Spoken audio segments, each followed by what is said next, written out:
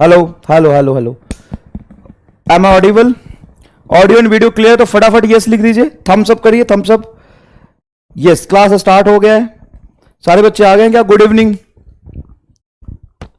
Good evening, good evening, good evening. Hi sir, अरे प्रणाम sir बोल, हाय सर नहीं, गुड इवनिंग बोलो फटाफट, गुड इवनिंग बोलो।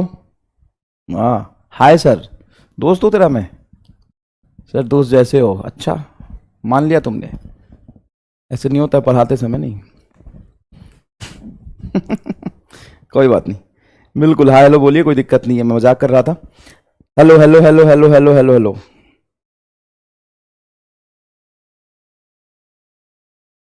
Hello hello hello, good evening, good evening, good evening. M I star जिंदाबाद। मोक्ष मिल गया, मोक्ष मिल गया क्या सब लोगों को? मोक्ष का उम्मीद था, मिल जाना चाहिए था।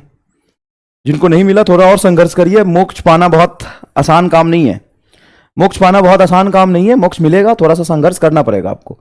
बिना संघर्ष के मोक्ष नहीं मिल सकता है। आप अचानक से चाहेंगे मोक्ष मिल जाए तो नहीं मिलेगा। चलिए ठीक है, तो आज का लेक्चर हमने इसलिए रखा है क्योंकि लास्ट लेक्चर में हमने बहुत सारे क्वेश्चन प्रैक्टिस कर लिए थे डायमेंशन एनालिसिस के, और बहुत सारे क्वेश्चन आपको मैंने करवाए थे लास्ट ईयर के पूछे हुए। ठीक है, तो आइए आज हम स्टार्ट करते हैं डायमेंशनल एनालिसिस का लेक्चर थर्ड। बड़ी एक्स्ट्रा है लेक्चर थर्ड, तो मैंने आपको कल करा दिया था। अब ये एक्स्ट्रा लेक्चर मैंने लाइव रखवाया था, नोटिफिकेशन भी आपको भिजवा दिया था, तो उम्मीद है कि बहुत सारे बच्चे आ गए होंगे।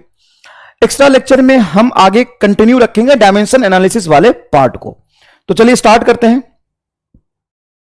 ठीक है, चलो एप्लीकेशन ऑफ डायमेंशन एनालिसिस के बारे में हम पढ़ते हैं। कई बार बोर्ड एग्जाम में 11th क्लास का पेपर आप देंगे, है ना, तो आपसे पूछा जाता है कि what are the application of dimension, dimension से आप क्या क्या कर सकते हैं, what are the application of dimension. ठीक है बेटा, तो देखिए to find dimension of unknown physical quantity, to find dimension of unknown physical quantity, जैसे केपलर्स कांस्टेंट का डायमेंशन हमें नहीं पता। केपलर्स कांस्टेंट एक नया वर्ड आ गया, केपलर्स कांस्टेंट का डायमेंशन हमें नहीं पता, तो कैसे निकालेंगे केपलर्स कांस्टेंट का डायमेंशन? तो लिखेंगे टाइम पीरियड का whole square is equal to K radius का पावर 3। ये आप 11th क्लास के ग्रेविटेशन वाले चैप्टर में पढ़ेंगे, 7th चैप्टर है। तो इक्वेशन कैसा है आपको ये नहीं पता करना, आपको ये पता करना है कि केपलर्स कांस्टेंट का डायमेंशन क्या होगा अगर ये टी है आपका टाइम पीरियड और आर है आपका रेडियस। आर क्या है बेटा? रेडियस। तो के का डायमेंशन क्या होगा? तो पहला एप्लीकेशन है इसका to find dimension of unknown physical quantity. कोई क्वांटिटी है जिसको आप नहीं जान रहे हैं, उसका डायमेंशन आप कैसे निकालेंगे?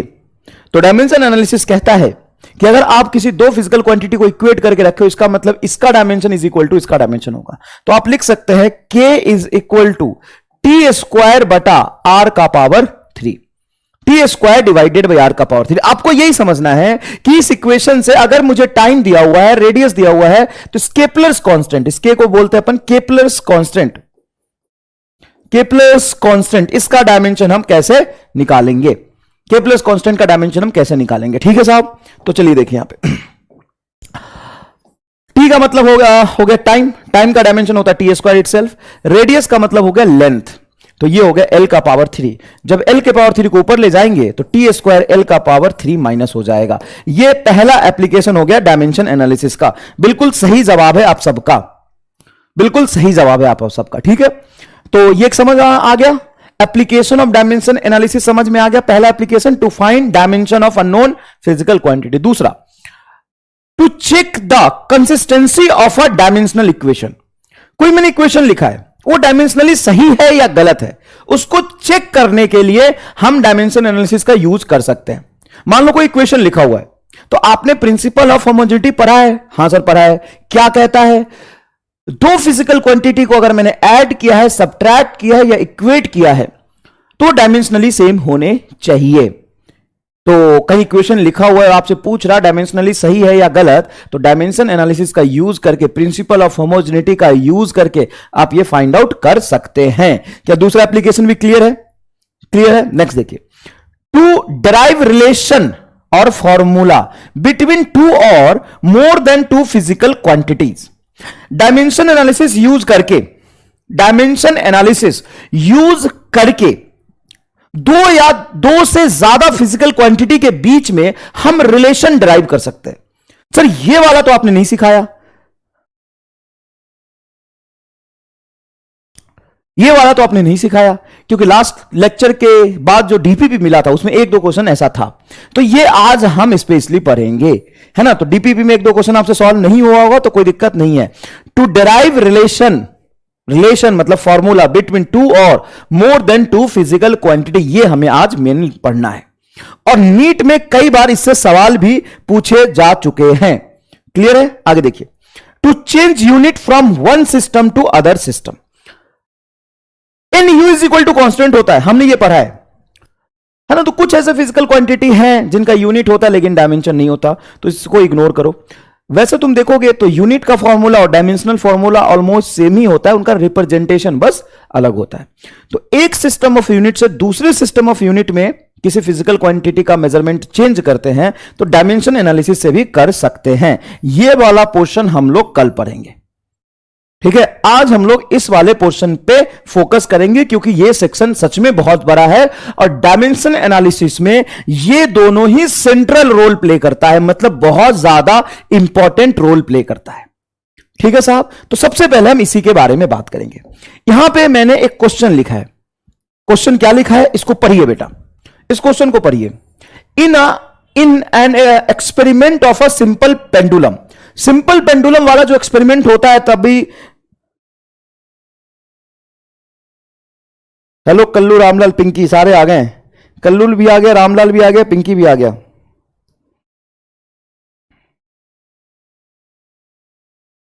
ठीक है। अब चलिएगा ध्यान से सुनिएगा मेरी बात।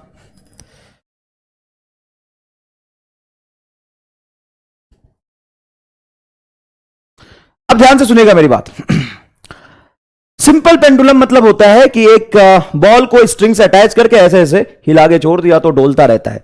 या आपने वो देखा होगा ना, घंटाघर देखा आपने, घंटाघर, हर शहर में कहीं ना कहीं घंटाघर होता है। क्या आपके शहर में घंटाघर है? घंटाघर एक बड़ी ऊंची सी बिल्डिंग होती है, पतली सी, जिसके ऊपर एक घड़ी लगता है, घड़ी होता है, वो घंटे पे ऑसिलेशन पे बेस्ड होता है। घंटाघर आपके शहर में भी होगा कहीं ना कहीं, हर शहर में घंटाघर होता है, ठीक है ना। इधर देखिए, इन an experiment of simple pendulum time period of oscillation, क्या बेटा, क्या बेटा, टाइम पीरियड, ऑसिलेशन का टाइम पीरियड मतलब एक बार घूमने में जो टाइम लग रहा है, इसके कंसेप्ट को नहीं समझना, हमें डायमेंशन एनालिसिस में जाना है। तो जो कह रहा है उसको ध्यान से आप सुनते चलिए, ठीक है। जो कह रहा है उसको ध्यान से आप सुनते चलिए। आगे देखिए, of oscillation depends upon length and acceleration due to gravity, then derive relation between them using dimensional analysis। तो डायमेंशन एनालिसिस से उनके बीच रिलेशन डिराइव करिए, मैथमेटिकल एनालिसिस नहीं, कोई एक्सपेरिमेंट नहीं करना, आपको डायमेंशन एनालिसिस से उनके बीच का रिलेशन निकालना है। किसके बीच का? टाइम पीरियड का रिलेशन निकालना है, एक्सेलरेशन ड्यू टू ग्रेविटी और लेंथ के टर्म्स में। क्वेश्चन को एक बार ध्यान से, चैट बंद करके क्वेश्चन को एक बार ध्यान से और पढ़िए आप।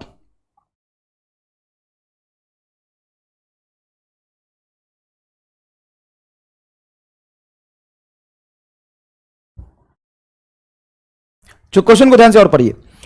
इन an experiment simple pendulum, in an experiment of simple pendulum time period of oscillation मतलब क्या? टी। टाइम पीरियड को क्या लिख सकते हैं? टी। टी किस पे डिपेंड कर रहा है? Depends upon length and acceleration due to gravity. तो टाइम पीरियड लेंथ के बढ़ने से बढ़ेगा कि लेंथ के बढ़ने से घटेगा? डिपेंड कर रहा है। तो डिपेंडेंसी दो तरह की हो सकती है, time period may be directly proportional to length और may be inversely proportional to length. इन दोनों में से कौन सा सही होगा बताओ?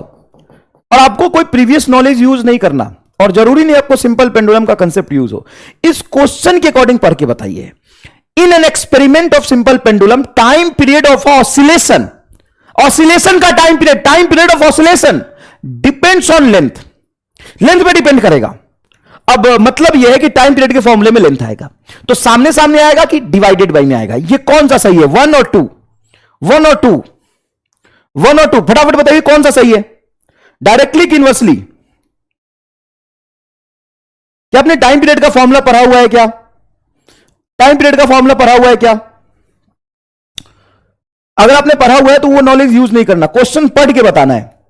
क्वेश्चन को पढ़ के बताना है कि अगर टाइम पीरियड लेंथ पे डिपेंड कर रहा है, तो मैं डायरेक्टली लिखूं या इनवर्सली लिखूं, कौन सा लिखूं? क्वेश्चन पढ़ के बताइए फटाफट, कौन सा रिलेशन सही होगा? 1 स्पीड ऑफ लाइट से चैट भेज रहे हो तुम 1, और मुझे आप सबको बताते हुए बहुत दुख हो रहा है कि आप सबका जवाब गलत है। आप सबका जवाब गलत है। सर कैसे हो सकता है सबका जवाब गलत? सबने 1 तो लिखा है, सबका जवाब कैसे गलत हो सकता है? सबने 1 लिखा है, अब सबका जवाब गलत है।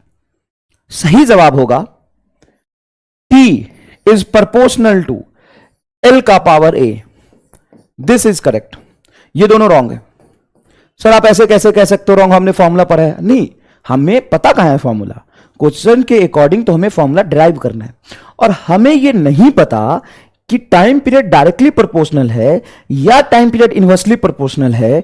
इसीलिए हमने time period proportional to L का पावर A मान लिया, और अगर A 1 आ जाता है तो यहां पे 1 पुट कर देंगे तो डायरेक्टली आ जाएगा, और A का वैल्यू मान लीजिए -1 आ जाता है तो L का पावर -1 लिखेंगे तो L 1 हो जाएगा नीचे जाके, तो ये सही हो जाएगा। हमें यही तो रिलेशन निकालना है बेटा, कि डायरेक्टली डिपेंड करेगा या इनवर्सली डिपेंड करेगा। और मैंने आपसे जानबूझ के सवाल पूछा है, और जब आप गलत कर रहे तो मुझे खुशी हुआ कि तुम सीख जाओगे। फिर आप गलत करके ये तो सीख पा रहे हैं ना कि आपने जो आंसर दिया हो सकता है वो सही होगा, लेकिन हमें क्वेश्चन के अकॉर्डिंग आंसर देना था। हमें पता नहीं ना कि डायरेक्टली होगा कि इनवर्सली होगा, तभी तो यहां पे लिखा है derive relation between them using dimension analysis. हमें तो ड्राइव करना है साहब, और तूने पहले ही चिपका दिया सर डायरेक्टली होगा। शर्म कर कल्लू, मां भैया कल्लू है तू, शर्म कर। क्या सबको बुझाया? ये चमका या नहीं चमका? फटाफट बता दो, फटाफट मुझे बता दो कि मैंने इन दोनों को गलत क्यों बोला। क्या सच में गलत था? नहीं, हो सकता है सही हो। बेटा समझने की कोशिश करो। तुम्हें गलत बोल देते हो ना तो आधी जनता बुरा मान जाती है, सर मुझे कैसे गलत बोल दिया। अबे औकात नहीं है तुम्हारी कुछ भी। औकात तब होगी जब तुम डॉक्टर बन जाओगे, उस दिन का इंतजार करो और अभी संघर्ष करो। अभी ईगो, औकात और ये सब चीजें साइड में रख के सीखने की एटीट्यूड रखो। पहली बात तो है ना, बुरा मत मानो और समझने की कोशिश करो। मेरे कहने का मतलब था कि हमें रिलेशन निकालना है, हमें पता नहीं है तो हमें यह लिखना था, यही सिखाना था मुझे, यह सिखाना था मुझे। चमका? यस यस, मैं यही चाहता था कि यह चीज चमके। और कब चमकेगा? जब आप गलती करोगे। देखो गलत के रिस्पेक्ट में सही ज्यादा चमकता है, काले के रिस्पेक्ट में गोरा आदमी ज्यादा चमकता है। इसलिए मैं हमेशा काला शर्ट पहनता हूं। ये मेरा टेक्निक है और तुम भी यूज करना, क्योंकि तुम भी तो काले ही हो। ये मेरा टेक्निक है, मैं हमेशा ब्लैक पहनता हूं। तुम्हें कहीं भी वीडियो देखोगे ना, मैं ज्यादातर ब्लैक पहनता हूं। क्यों? क्योंकि अगर मैं व्हाइट पहन लूंगा तो मैं, ये कलर तो काला है, चमकूंगा ही नहीं, ज्यादा मजा नहीं आएगा। तो ये काला पहनता हूं ताकि मैं गोरा दिखूं। ये मेरा टेक्निक है, यूज करो इसको। तो पढ़ाते समय भी ये मेरा टेक्निक है। मैं भी गलत करता हूं, तुमसे भी गलत कराऊंगा ताकि हम सही चीज सीखें। फटाफट आगे चलते हैं। अब सिमिलरली टाइम पीरियड किस पे डिपेंड कर रहा है? Acceleration due to gravity. उसको हम स्मॉल जी से लिखते हैं। तो स्मॉल जी का पावर कुछ ले लेता हूं बी, और ए और बी हमने एज्यूम किया, उसके पावर में रखा है। उसकी वैल्यू हमें पता नहीं है, उसकी वैल्यू हमें पता नहीं है। समझ में आया कि नहीं है? समझ में आया कि नहीं है कल्लू? बहुत बढ़िया बेटा, आगे देखो। अब इस दोनों इक्वेशन से हम कंबाइन करें कि T directly proportional to L का पावर ए और T directly proportional to G का पावर बी। इन दोनों इक्वेशन को एक बना दो। जैसे एक बनाओगे तो लिखोगे T equal to proportional constant K L का पावर ए और जी का पावर बी। और यहां पे जो कांस्टेंट आएगा उसे हमें इग्नोर करना है, क्योंकि हमें तो कहा गया इन दोनों पे डिपेंड करेगा और प्रोपोर्शनल डिपेंड कर रहा है। मैं डायरेक्टली इक्वेशन लिख लेता हूं। अब जब मैंने ये इक्वेशन लिख लिया कि टाइम पीरियड इस पे डिपेंड करेगा, टाइम पीरियड इस पे भी डिपेंड करेगा। अच्छा,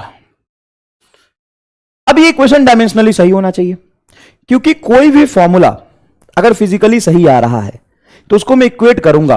तो प्रिंसिपल ऑफ होमोजेनिटी के अकॉर्डिंग दो चीजें अगर इक्वल है तो पक्का दोनों तरफ डायमेंशन क्या होना चाहिए? सेम।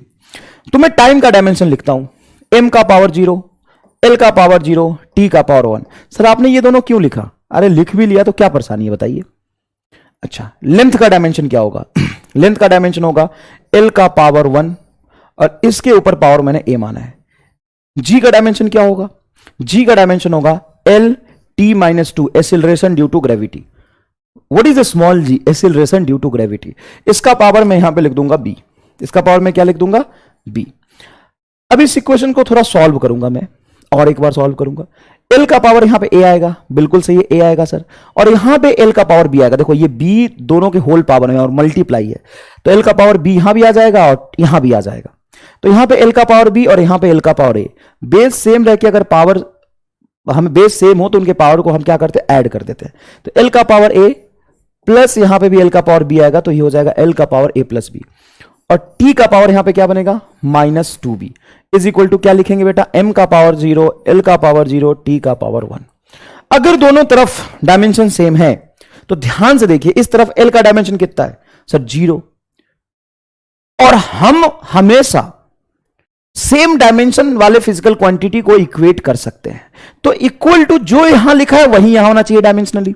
यहां पे एल का डायमेंशन क्या है, 0, तो इधर भी एल का डायमेंशन 0 होना चाहिए, लेकिन यहां पे एल का डायमेंशन तो ए प्लस बी है, तो हम इसको एल के पावर को कंपेयर करेंगे और लिखेंगे A plus B is equal to 1। इन दोनों को कंपेयर करके लिखेंगे, और फिर हम टाइम का पावर कंपेयर करेंगे। किसका, टाइम का पावर कंपेयर करेंगे। तो यहां आ जाते हैं, टाइम का पावर कंपेयर करते हैं। देखिए दोनों तरफ, यहां पे टाइम का पावर बताइए क्या, इक्वेशन 1 बन चुका है ये। यहां पे टाइम का पावर है -2b, और इज इक्वल टू इधर क्या है, 1, इज इक्वल टू इधर क्या है 1। तो यहां से क्या आ जाएगा बेटा, b का पावर आ जाएगा, b की वैल्यू आ जाएगी 1 -1/2। देखो b इज इक्वल टू -2 को इधर ले जाओगे तो -1/2। और यहां पे ध्यान से देखिए, a plus B is equal to 1 है, तो आप लिख सकते हैं a is equal to 1 minus B, a is equal to 1 - b, और यहां पे सही लिखा है b की पावर -1/2 है, तो 3/2 कैसे आएगा, कुछ गलत किया है क्या मैंने, -2b l t का पावर 0,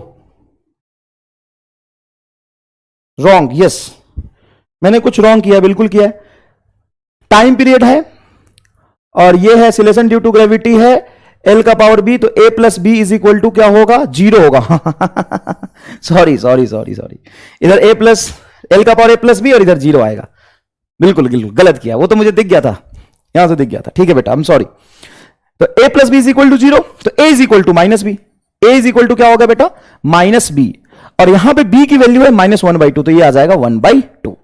अब इस दो इक्वेशन में मैंने a और b की वैल्यू निकाल ली है, तो फाइनली यहां पे जाके मैं पुट कर दूंगा, नया पेज ले लेता हूं। तो मैंने लिखा था t is equal to L का पावर a एंड g का पावर b, तो t इज इक्वल टू हो जाएगा l का पावर हाफ और g का पावर -हाफ, क्योंकि a की वैल्यू आई थी हाफ और b का वैल्यू आया था -हाफ। इस इक्वेशन को थोड़ा सॉल्व करूं तो मैं ऐसे भी लिख सकता हूं, l का पावर हाफ बटा g का पावर हाफ, और पावर हाफ है दोनों पे, तो दोनों पे रूट आ जाएगा, root under l by G is a correct answer. Dimensionally ये करेक्ट आंसर हो गया, प्रिंटिंग मिस्टेक हो गया था, बिल्कुल सही बात है। a plus B is equal to क्या हो जाना चाहिए था, 0।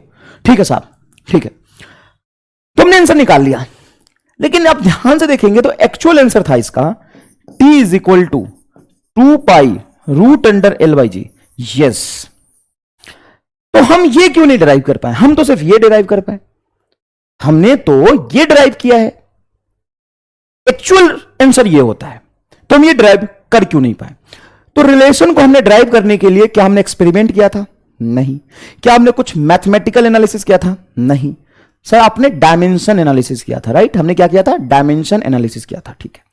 तो डायमेंशन एनालिसिस से डायमेंशन लेस फिजिकल क्वांटिटी को हम डिराइव नहीं कर सकते। मेरी बात ध्यान से फिर से एक और बात सुनिएगा, बहुत क्लियर बोल रहा हूं मैं, ये सारी बात मैं आपको लिखवाऊंगा। Drawback of dimensional analysis, limitation of dimension analysis, what can not be derive using dimension analysis.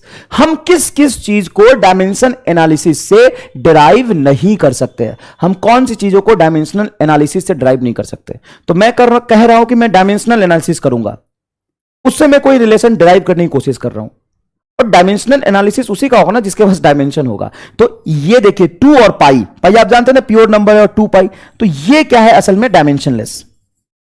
इसीलिए डायमेंशनल एनालिसिस, मैं क्या कह रहा हूं, डायमेंशनल एनालिसिस से डायमेंशन वाली फिजिकल क्वांटिटी को मैं डिराइव नहीं कर सकता, है ना। 2 पाई क्या है, डायमेंशन लेस फिजिकल क्वांटिटी।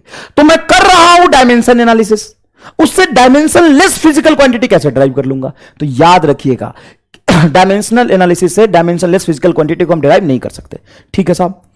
अब दूसरा एक बढ़िया सवाल देखिएगा, if length and acceleration due to gravity taken as a fundamental physical quantity, then find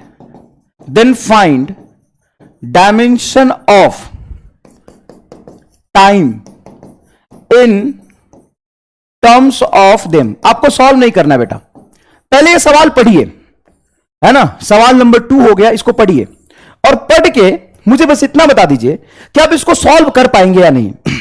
सवाल पढ़िए और पढ़ के मुझे बस इतना बता दीजिए कि हम सॉल्व कर पाएंगे या नहीं, है ना। सवाल को बढ़िया से पढ़िएगा। मैं दूसरा सवाल लिख रहा हूं। इफ आई कंसिडर या ऐसे लिखता हूं, in a new system of unit of length is taken as 2 meter and unit of acceleration is taken as 5 meter per second square, then find unit of time in new system of unit. ठीक है, बस मुझे यह बता दो, आपको solve नहीं करना है, बस आप मुझे यह बता दो कि जो मैंने क्वेश्चन लिखा है, ये जो क्वेश्चन मैंने लिखा है, क्या आप इसको सॉल्व कर सकते हो क्या? हां या ना में जवाब दो। नो, बिकॉज फंडामेंटल से दूसरे फंडामेंटल को ड्राइव नहीं कर सकता। अच्छा सर, फंडामेंटल फिजिकल क्वांटिटी के बीच में तो रिलेशन होता ही नहीं। अच्छा, ठीक है। No, yes previous method.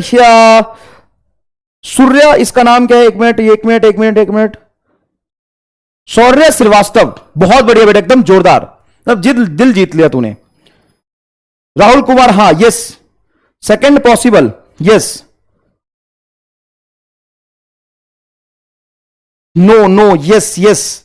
Roshni Kumari, we can try then we will tell. ओहो, नहीं, या, यस। चलो अब मैं तुम्हें एक सरप्राइज दूं, जबरदस्त वाला सरप्राइज दूं। मैं तुम्हें एकदम सच्ची घटना बताता हूं, एकदम दिल से बोल रहा हूं और मैं कन्फेस कर रहा हूं। जब मैंने 2013-14 से पढ़ाना शुरू किया था, है ना, तो दिल्ली से पढ़ाना शुरू किया था मैंने, तो पहली बार मैंने गया क्लास में पढ़ाने, तो ये सवाल हम यूनिट एंड डायमेंशन में करवाते हैं। तो हमने ये क्वेश्चन कराया, फिर मैंने ऐसे बहुत सारे सवाल करा दिए, ठीक है। फिर मैंने कुछ इस तरह के सवाल कराए, yes this can be drive, ये हम ड्राइव कर सकते हैं। और ऐसे आगे आने वाले क्वेश्चंस बहुत सारे आपको मिलेंगे जो नीट में भी पूछा हुआ है, ठीक है। इसको भी मैंने फिर करा दिया। और फिर कुछ ये अलग तरह का सवाल, in a new system of unit of length is this and this, unit conversion, नया सिस्टम यूनिट में ये मान लिया, फिर मैंने ये अलग करवा दिया। और ऐसा मैं 2-3 साल तक पढ़ाता रहा। और बाद में मुझे समझ आया कि अरे मैं क्या कर रहा था। आज भी अगर आप कहीं पढ़ोगे स्कूलों में, और कहीं भी पढ़ लो आप, तो 99% जगह पे ये जो 3 सवाल है आपको अलग अलग कराया जाएगा। क्योंकि सच में ये ढंग से बैठ के थोड़ा पढ़ने की कोशिश करो, समझो, 1 बार 2 बार 4 बार सवाल पढ़ो, सिर्फ पढ़ो, फोकस करो, क्वेश्चन समझने की कोशिश करो, तो तुम्हें समझ आएगा ये तीनों ही सवाल अलग है, तीनों ही सवाल बिल्कुल अलग है। लेकिन अब मैं सीख गया। क्या सीख गया सर? MR स्टार क्या कहता है, असल में तीनों सवाल अलग है, सॉल्यूशन तीनों का सेम है। अभी भी स्कूलों में मुझे आश्चर्य होता है, पूरा एक पेज पे ये 3 तरह के सवाल बाद में कराते हैं। बाद में बच्चों को लगता है कि वो 3 चीजें सीखा। अबे कल्लू, तू एक ही चीज सीखा, तू 3 चीज नहीं सीखा, तू एक ही चीज सीखा। अब चल मैं तुम्हें सिखाता हूं, ये तीनों जो क्वेश्चन है ना एकदम सेम है और तीनों का सॉल्यूशन एकदम सेम होगा, तीनों का सॉल्यूशन एकदम सेम होगा। सर कैसे? आओ दिखाता हूं। सबसे पहले यह सवाल पढ़ो, यह क्या कह रहा था, इस क्वेश्चन के कहने का मतलब क्या था।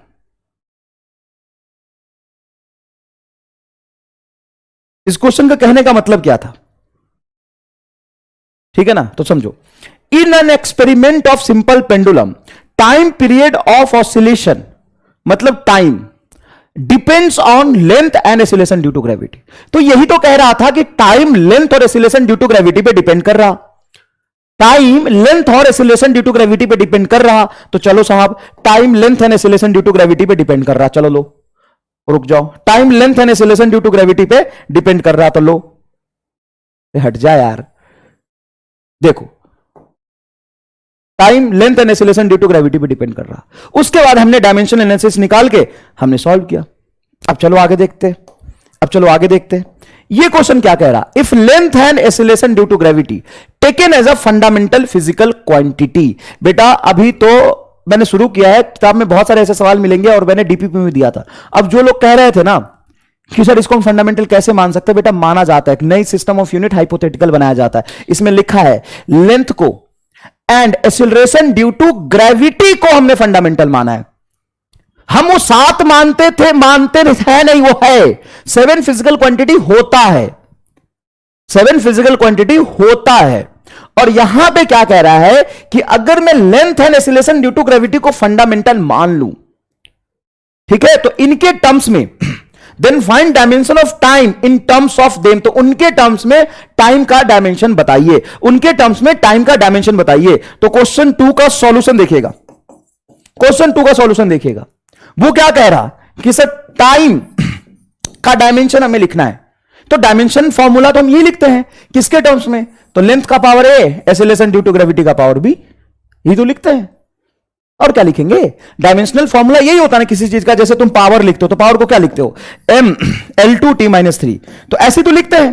तो यहां पे मास लेंथ टाइम होता है, लेकिन इस क्वेश्चन के लिए लेंथ और g है तुम्हारा फंडामेंटल फिजिकल क्वांटिटी। तो ये तुमने बना लिया टाइम का डायमेंशनल फॉर्मूला। अब हमें ए और बी नहीं पता, तो हम निकालेंगे कैसे, डायमेंशनल एनालिसिस से। कैसे निकालेंगे, डायमेंशनल एनालिसिस से। चलो निकाले, तो इधर हो जाएगा t का पावर 1, m का पावर 0, l का पावर 0 इज इक्वल टू क्या लिखेंगे, l का पावर a हो जाएगा इसका डायमेंशन, और g हो गया तुम्हारा l t - 2 का पावर b। अब यहां से जब आप सॉल्व करेंगे तो m0 l0 t का power 1 is equal to l का पावर ये हो जाएगा, सॉरी 1, l का पावर 1 का पावर a है तो a, और यहां पे l का पावर b तो a प्लस b, t का पावर -2b। सेम डिटो वही प्रोसीजर सॉल्व कर यूज करेंगे, a plus B is equal to 0 and -2b is equal to 1, तो b इज इक्वल टू हो जाएगा -1/2 और a इज इक्वल टू होगा +1/2। तो आपका टाइम इज इक्वल टू होगा l का पावर हाफ एंड g का पावर -हाफ। ये आ गया तेरा आंसर। बताओ चमका कि नहीं, बताओ बताओ ये चमका कि नहीं, एकदम जोरदार तरीके से चमका कि नहीं, एकदम बताओ, फटाफट बताओ, समझ में आया कि नहीं आया। अब हमने ध्यान से देखा कि दोनों का क्वेश्चन का लैंग्वेज बिल्कुल अलग था, और सॉल्यूशन में कहां अलग है बताओ सर, सब सेम, सॉल्यूशन में डिट्टो सेम, सब कुछ सेम। इवन थर्ड क्वेश्चन जब तुम देखोगे, थर्ड क्वेश्चन जब देखोगे, in a new system of unit, in a new system of unit, unit of length is taken as 2 metre. अब वो कह रहा है कि लेंथ का यूनिट आज से मैं 2 मीटर मानूंगा, तो 10 मीटर को क्या लिखोगे, 5 टाइम्स ऑफ 2 मीटर। जैसे 1 मीटर को हम स्टैंडर्ड एसआई यूनिट कहते हैं, हाँ वो कहते हैं। अब एक रामलाल ने एक नया सिस्टम ऑफ यूनिट बनाया, एमआर सिस्टम ऑफ यूनिट बनाया, और उसने बोला एमआर सिस्टम ऑफ यूनिट मेरा एक ऐसा सिस्टम ऑफ यूनिट है जिसमें स्टैंडर्ड यूनिट जो लेंथ का होगा वो 2 मीटर कहलाएगा, 2 मीटर ही मेरा स्टैंडर्ड यूनिट है। Okay, and unit of acceleration is 5 metre per second square. अब वो कह रहे हैं एक्सीलरेशन मेरा होगा 5 मीटर पर सेकंड स्क्वायर। इसी के टर्म्स में हम सारे एक्सीलरेशन को बोलूंगा, इसी के टर्म्स में मैं सारे एक्सीलरेशन का वैल्यू बताऊंगा। अगर मुझे 1 मीटर स्क्वायर लिखना हो तो कैसे लिखूंगा, मैं लिखूंगा MR unit of acceleration divided by 5, वो हो जाएगा 1, मेरा स्टैंडर्ड यूनिट ये हो जाएगा। तो फिर टाइम का एमआर सिस्टम में क्या वैल्यू होगा, टाइम का यूनिट एमआर सिस्टम में क्या होगा, ये क्वेश्चन कह रहा। मतलब ये कहने की कोशिश तो यही कह रहा कि लेंथ को मैंने ये मान लिया, एक्सीलरेशन को मैंने ये मान लिया, तो टाइम का यूनिट बताओ। तो यही कह रहा है ना कि टाइम इन दोनों पे डिपेंड कर रहा है। सिंपल सी बात यही कह रहा है ना कि टाइम इन दोनों पे क्या कर रहा है, डिपेंड कर रहा है। अब देखो थर्ड क्वेश्चन का सॉल्यूशन, थर्ड क्वेश्चन का सॉल्यूशन देखो। सॉल्यूशन ऑफ थर्ड क्वेश्चन क्या करेंगे, वही से शुरू करेंगे। हमें जिस दोनों का यूनिट दिया हुआ है उसी का यूज करके टाइम का यूनिट निकालना है। तो सबसे पहले हम डायमेंशन एनालिसिस से टाइम का रिलेशन निकाल लेंगे लेंथ और एक्सीलरेशन ड्यू टू ग्रेविटी के टर्म्स में, और वो solution same as first and second है, जब मैं इसको सॉल्व करूंगा तो लिखूंगा t is equal to root under l by g. अब एल का स्टैंडर्ड यूनिट हमने क्या माना है, 2 मीटर, तो लिखूंगा मैं 2 मीटर डिवाइडेड बाई जी को मैं क्या बोलूंगा आज से 5 मीटर पर सेकेंड स्क्वायर। बेटा मीटर से मीटर कटेगा, आंसर आएगा तुम्हारा रूट 2/5 सेकेंड। ये हो जाएगा टाइम का स्टैंडर्ड यूनिट। एकदम सही है जवाब। अब तू सोच के देख और इस बात को महसूस कर। तू अगर कहीं पढ़ेगा ना, स्कूल में पढ़ेगा या कहीं भी पढ़ेगा, ये तीनों ही चीजें अलग अलग सेक्शन में सिखाया जाता है, अलग थलग सिखाया जाता है। बच्चे को लगता है कि वो भारी भारी 3 अलग अलग चीजें सीखा है, एमआर उसको एक साथ बताता है। सवाल तीनों कहीं कहीं का है, अलग अलग सवाल, सॉल्यूशन तीनों का सेम। अब ये कंसेप्ट है, ये कोई शॉर्ट ट्रिक नहीं है, ये कंसेप्ट है। कैसे कंसेप्ट है, मैंने पहले इसको 5 साल पढ़ के देखा, फिर मुझे लगा कि अरे यार ये सारी चीजें एक ही जगह पे है, और फालतू में आज तक तुम्हें आश्चर्य नहीं होगा, हर किताब में 3 सेक्शन अलग अलग बना के दिया हुआ है। ये तू देख लेना जाके, 3 सेक्शन अलग अलग बना के दिया हुआ होता है। ये मतलब जनता कितनी मूर्ख बन रही सोचो, now this is easy, yes it's so easy. मोक्ष मिला कि नहीं बताओ, एकदम जोरदार, एकदम मोक्ष मिला कि नहीं, एकदम जोरदार बताओ। जोरदार मोक्ष मिला तो लिखो अपने नाम के आगे एमआर स्टार, है ना। एमआर स्टार को थोड़ा इज्जत दो, समझ में आया कि नहीं है, एकदम एक साथ कर दिया। और ये तो कुछ नहीं है, अभी तो देखो आगे क्या होगा। ये तो कुछ नहीं है आगे, आज तू लेट के जाएगा। तूने सोचा होगा कि हमने कल जो पढ़ा था ना वो जोरदार था, ना ना ना ना ना, कल जो पढ़ा था कुछ नहीं है आज के सामने। अब देख इफ एनर्जी, और ये सवाल एआईपीएमटी और जेई मेन में कंसेक्यूटिव ईयर पूछा गया है, ठीक है। ये सवाल कई बार जेई मेन में पूछा गया है, ठीक है। आ जाओ, if energy velocity and time are chosen as a fundamental quantity. अब कहां है वो बच्चा स्कूल वाला, और कौन अपने भाई से लड़ गया था, आज भाई को जाके सवाल दिखा और उससे पूछ और अपनी स्कूल के मास्टर से जाके पूछ। एक बच्चा कह रहा कि सर आपने कुछ गलत बता दिया, क्या हमारे सर कह रहे थे कि आपने गलत बता दिया। चल देख, अब यहां वो सवाल था ना कि इनमें से कोई भी फंडामेंटल फिजिकल क्वांटिटी नहीं होगा, ई ऑप्शन जो मैंने मिटा दिया था। आओ इधर बताता हूं। If energy E, velocity V and time T are chosen as fundamental quantity. अब बोल दे सवाल गलत है, क्योंकि एनर्जी वेलोसिटी तो फंडामेंटल होता ही नहीं, तो ये कैसे लिख दिया चूजन एज फंडामेंटल। ये कंसिडर कर रहा है, क्यों कर रहा है, क्योंकि ये जो 3 फंडामेंटल फिजिकल क्वांटिटी का सेट है, देख ये 1 2 3, ये 3 फिजिकल क्वांटिटी का जो सेट है वो एक दूसरे को के टर्म्स में ड्राइव नहीं हो सकता। मैं टाइम और वेलोसिटी से एनर्जी नहीं निकाल सकता, करके देख ले। एनर्जी के लिए मास चाहिए, एनर्जी में एक मास होता है, इसमें मास है ही नहीं, इसमें मास है ही नहीं। तो वो जो सवाल मैंने कराया था ना बेटा, वो हाइपोथेटिकल सवाल था, हाइपोथेटिकल मतलब वो बनाया जाता है कुछ स्टैंडर्ड डेफिनेशन को यूज करके। मैंने ये नहीं बोला था कि कौन से ऑप्शन में फंडामेंटल फिजिकल क्वांटिटी का ग्रुप है, मैंने ये नहीं बोला था। मैंने लिखा था which of the group can be considered as a fundamental physical quantity. C, energy velocity and time are chosen as fundamental physical quantity. अब लेख कर लिया चूज, अब बता क्या करेगा, कुछ नहीं कर सकते सर, सवाल सॉल्व करना है। अब इन तीनों को फंडामेंटल मान के किसका डायमेंशन निकालना है, हमें डायमेंशन निकालना है सरफेस टेंशन का, तो हम यूज करेंगे डायमेंशनल एनालिसिस। कैसे, तो देखो सरफेस टेंशन को हम एस बोल देते हैं और इन तीन के टर्म्स में ही चाहिए। देखो, energy, velocity and time are chosen as fundamental physical quantity, then find dimensional formula of surface tension in terms of, देखो ऑप्शन में एनर्जी, वेलोसिटी एंड टाइम दिया हुआ है, तो एनर्जी, वेलोसिटी और टाइम के टर्म्स में ही पूछा है। क्लियर है? आइए सॉल्व करते हैं। एनर्जी का पावर ए, वेलोसिटी का पावर बी, टाइम का power C. Sir A B C आपने क्या माना है? हमने इसका डायमेंशन माना है। हमें सरफेस टेंशन को एनर्जी, वेलोसिटी और टाइम, यही है फंडामेंटल, इनके टर्म्स में ड्राइव करना है। तो फंडामेंटल फिजिकल क्वांटिटी के पावर को हम डायमेंशन कहते हैं।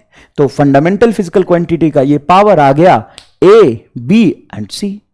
एकदम जोरदार, झन्नाटेदार। सर अब क्या करबो? अब मैं इसका डायमेंशन लिखूंगा। तो इसका डायमेंशन होता है m का पावर 1, L0, t का पावर -2। अब आप कह सकते हो सर हमें ये याद नहीं है, तो मैं यहां पे क्वेश्चन में ऐड कर देता हूं, surface tension S is equal to होता है फोर्स अपॉन लेंथ। कोई बुराई नहीं है इसमें। सर नीट में तो मेंशन नहीं होगा, तो नीट देने से पहले 11th और 12th तो पढ़ लोगे ना। नीट देने से पहले 11th एंड 12th तो पढ़ लोगे ना बेटा। चलो, एनर्जी का डायमेंशन होगा m, L2, t का पावर -2 का पावर a, वेलोसिटी होगा LT -1 का पावर b, और टाइम का पावर हो जाएगा ये c। यहां तक समझ आ गया? बहुत अच्छे से यहां तक समझ आ गया। बच्चे आंसर लिख भी रहे D D D D D. देखते हैं बेटा, देखते हैं। अब सुनो, अभी आपको क्या करना है कि m इसमें भी है, इस दोनों में m नहीं, लेकिन लेंथ यहां है, लेंथ यहां है, टाइम इसमें भी है, टाइम इसमें है, टाइम इसमें है। तो आप क्या करो, m का पावर पहले पूरा देख लो। तो यहां पे मैं लिख सकता हूं बहुत आसानी से, m का पावर a। ये सर लिख सकते हैं, देखो ना, होल पावर ए लिखा है, एनर्जी का डायमेंशन लिखा है, एनर्जी का पावर ए था तो सबका पावर ए आ जाएगा। तो यहां पे m का पावर क्या लिखूंगा मैं, a। और जब मैं l को साइड में लूंगा तो l का पावर देखो ये 2 है और ये है, तो ये हो जाएगा बेटा पावर 2a। और यहां पे देखो l का पावर b, तो यहां पे l का पावर 2a और यहां पे l का पावर b, तो क्या हो जाएगा 2a प्लस b। बहुत ईजी है, और इसमें लेंथ है नहीं। अब टाइम में अगर आप जाएंगे तो यहां देखिए टाइम का पावर -2a, ओ हो -2a, टाइम का पावर -2a। यहां पे टाइम का पावर देखो बेटा -1b, तो -b, और यहां टाइम का power c is equal to m का पावर 1, l का पावर 0, t का पावर -2। क्लियर है क्या यहां तक? क्लियर है क्या यहां तक? चलिए, मैंने सही लिखा है एकदम सब कुछ। चलो, अब आप क्या करो कि दोनों तरफ मास का डायमेंशन सेम होना चाहिए। तो मास का पावर देख लो, तो a का पावर क्या आ जाएगा 1, सॉरी a की वैल्यू क्या आ जाएगा 1, क्योंकि m का पावर उधर है 1 और इधर है m का पावर 1। ठीक है। अब लेंथ का पावर देखिए 2a प्लस बी, और यहां पे लेंथ का पावर है 0, तो यहां पे लिख सकते हैं 2a plus B is equal to 0। 2a plus B is equal to 0। a की वैल्यू को आप यहां पुट कर दे, है ना, पुट कर दे फटाफट। जब a की वैल्यू यहां पुट करेंगे तो a की वैल्यू है 1, तो यह जगह 2 plus B is equal to 0, तो b इज इक्वल टू आ जाएगा बेटा -2। b इज इक्वल टू क्या आ जाएगा -2। अब यहां पे टाइम का पावर देखे तो टाइम का पावर है बेटा -2a minus b plus c is equal to -2।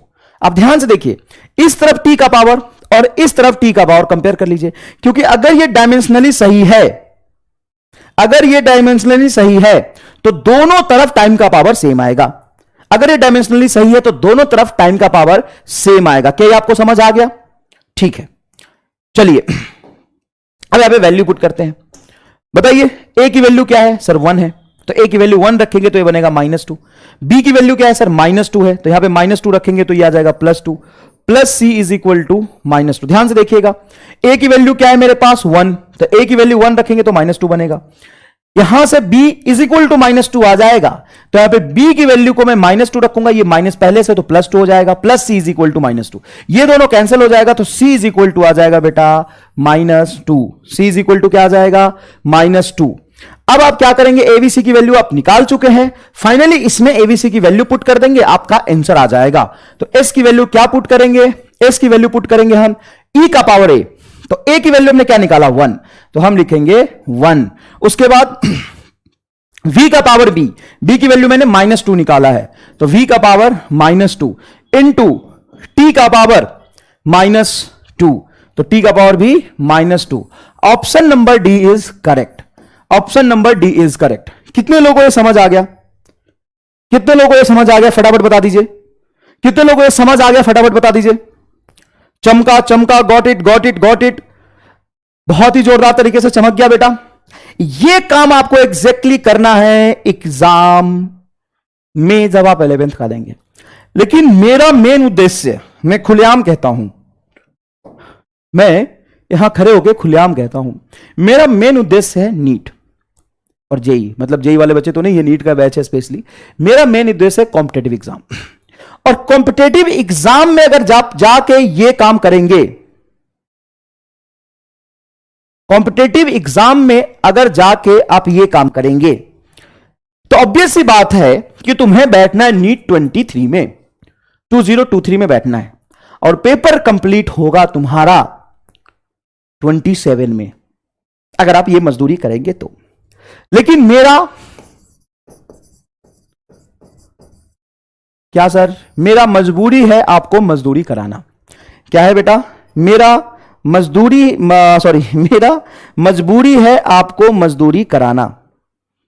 क्यों? क्योंकि असल में किताबों में ये लिखा हुआ है।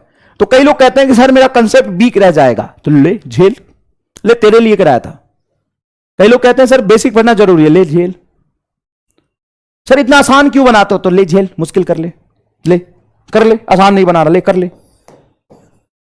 कर ले ना, ले कर ले, आसान नहीं बनाना तो। अच्छा, कई लोग कहेंगे कि सर इससे बेटर मेथड आता है मुझे। अरे दादा, कहां से पढ़ के आए हो? एमआर नहीं पढ़ा अभी तुम्हें, शांत रहो। तुम पता है क्या कह रहे हो कि सर ऑप्शन में एनर्जी वेलोसिटी और टाइम का डायमेंशन पुट कर दो, पता आ जाए, चल जाएगा। अरे दादा, अभी कहां पढ़े हो तुम? चक्कर में कहां चक्कर में पढ़े हो? बाकी लोग को समझ आ गया, तुम्हें भी आ जाएगा समझ। कहां पढ़े हो चक्कर में? चलो देखो यहां पे ध्यान से।